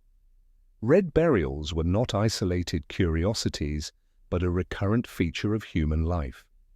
Their partial survival hints at a much larger tradition beneath the surface of the archaeological record. Another aspect of vanishing evidence lies in the decay of organic materials once stained with pigment. Clothing, mats, or wooden artifacts covered in ochre may have accompanied the dead but disappeared long ago. In some burials, the pigment halo around bones may reflect these vanished items rather than direct application to the body. What remains is only the mineral trace, stripped of context. The richness of symbolic practice is therefore underrepresented in the surviving record. A lesser-known observation comes from Windover in Florida. Burials in the peat bog preserved textiles and wooden tools rarely seen elsewhere. Some were stained with ochre, suggesting that pigment had been applied to objects as well as bodies. If the same practices occurred in drier sites, the evidence would be invisible today. This shows how exceptional preservation can reveal pigment use that would otherwise vanish, hinting at broader patterns. At the planetary level, the loss of evidence complicates our understanding of prehistory. Archaeologists must piece together meaning from fragments, always aware that absence may reflect erasure rather than difference. This caution shapes interpretations. When we say that some individuals were buried with ochre and others without, we must remember that time may have stripped pigment from some graves. The patterns we see are filtered through millennia of decay. Yet the mystery of vanishing evidence is itself revealing. It shows how fragile human symbolism is and how easily it slips from record, and it underscores the power of what endures. A single stain of ochre on a bone can carry meaning across tens of thousands of years. Even when most of the record is gone, these small traces remain strong enough to reveal the presence of ritual. In the end, the vanishing evidence of ochre burials reminds us that archaeology is always incomplete. We work with fragments, shadows, and residues. We see only part of the past, but within those fragments lies the unmistakable mark of meaning. The red pigment, fragile as it is, has endured long enough to tell us that humans everywhere sought to color death with significance. The silence of what is lost need not erase this story. Instead, it deepens its mystery. For every visible burial, countless others lie hidden or erased, their pigment dissolved into the soil, their memory dissolved into time. What we hold are glimpses, bright red against a dark background of absence. These glimpses are enough to show us that ochre was more than color. It was one of humanity's earliest and most enduring symbols, even if most of its traces have disappeared. In the quiet of caves and the silence of ancient graves, one material remains visible after tens of thousands of years. Red ochre, ground from iron-rich stone and scattered by human hands, endures when bones crumble and wood decays. Its persistence gives us a unique window into the symbolic life of early humans. While much of prehistory is lost, the red stain in the soil whispers across time, marking one of the earliest conversations between humans and the earth. When archaeologists uncover these burials, they see more than pigment. They see intention. The powder did not fall into graves by accident. It was ground, carried, and placed with purpose. This act transforms a burial from mere disposal into ritual. It signals that death was not only an end, but a passage marked with color. The red stain is both practical, sometimes helping preserve organic remains, and symbolic, echoing associations with blood, fire, and renewal. Its endurance in the ground reflects the endurance of meaning itself. At Kafse Cave in Israel, the ochre surrounding a child's skeleton tells us that people 100,000 years ago already sought to mark death with something more than soil. At Sungir in Russia, the lavish burials of 2 children saturated in pigment reveal that entire communities contributed labor and time to surround the dead with red. At Tafaralt in Morocco, collective burials demonstrate that the pigment could bind groups together, coloring many individuals within a single space. Across these sites and countless others, the red halo forms a thread of continuity. A lesser-known detail emerges from Australia's Lake Mungo, where the burial of Mungo Man more than 40,000 years ago included ochre brought from distant deposits. This act required deliberate transport, a journey of many kilometers. The pigment in the grave therefore tells 2 stories, of ritual meaning and of movement across landscape. The ochre is not only a symbol of life and death, but also a trace of travel, linking the body to the earth from which the pigment was taken. At the planetary scale, these burials remind us that early humans lived in a world of constant change. Glaciers advanced and retreated, seas rose and fell, deserts turned green and then arid again. Amid these shifting environments, people moved, adapted, and endured. Yet through all these changes, the use of red pigment remained steady. Whether in the tundras of Eurasia, the caves of Africa, or the river valleys of the Americas, humans scattered ochre on the dead.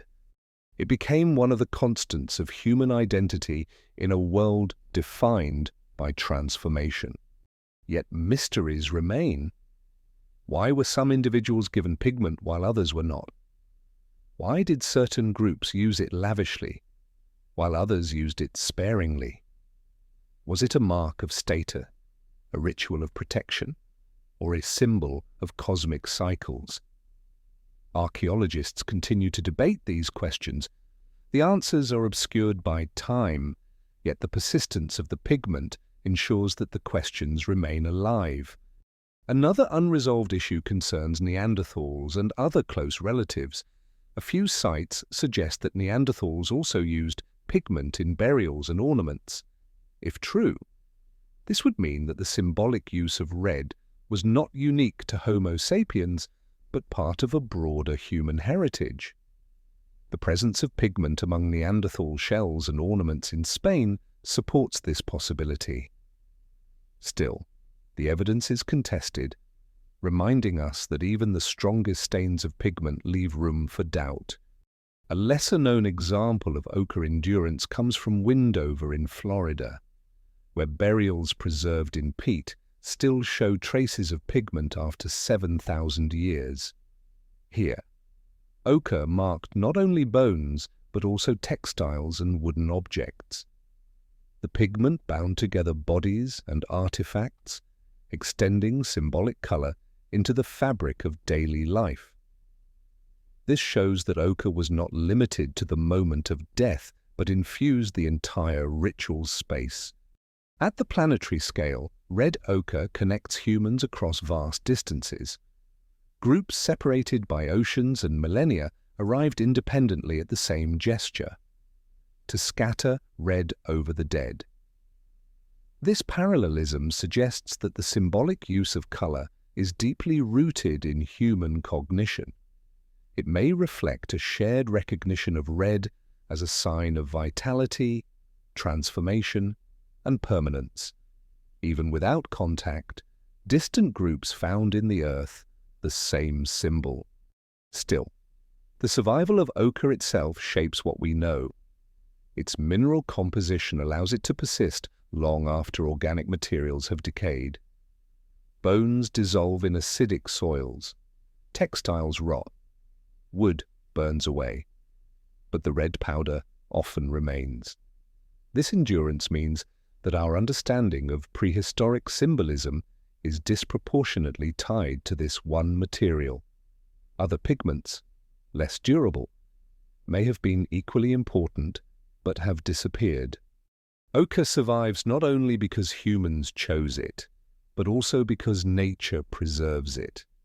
Another unresolved mystery is the full range of uses for ochre. Beyond burials, it was applied to hides, tools, beads, and cave walls.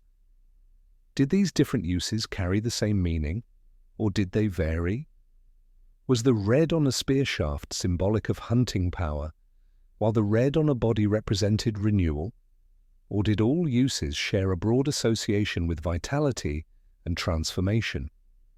Archaeology cannot yet resolve these distinctions.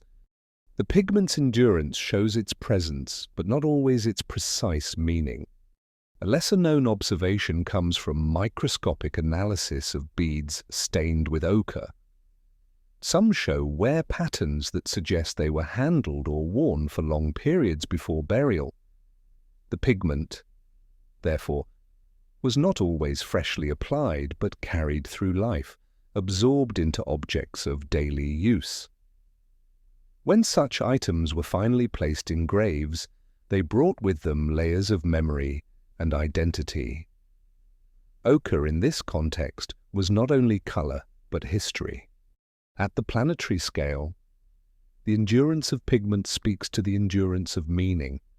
The red burials, visible even now, show that humans sought to extend identity beyond the span of life.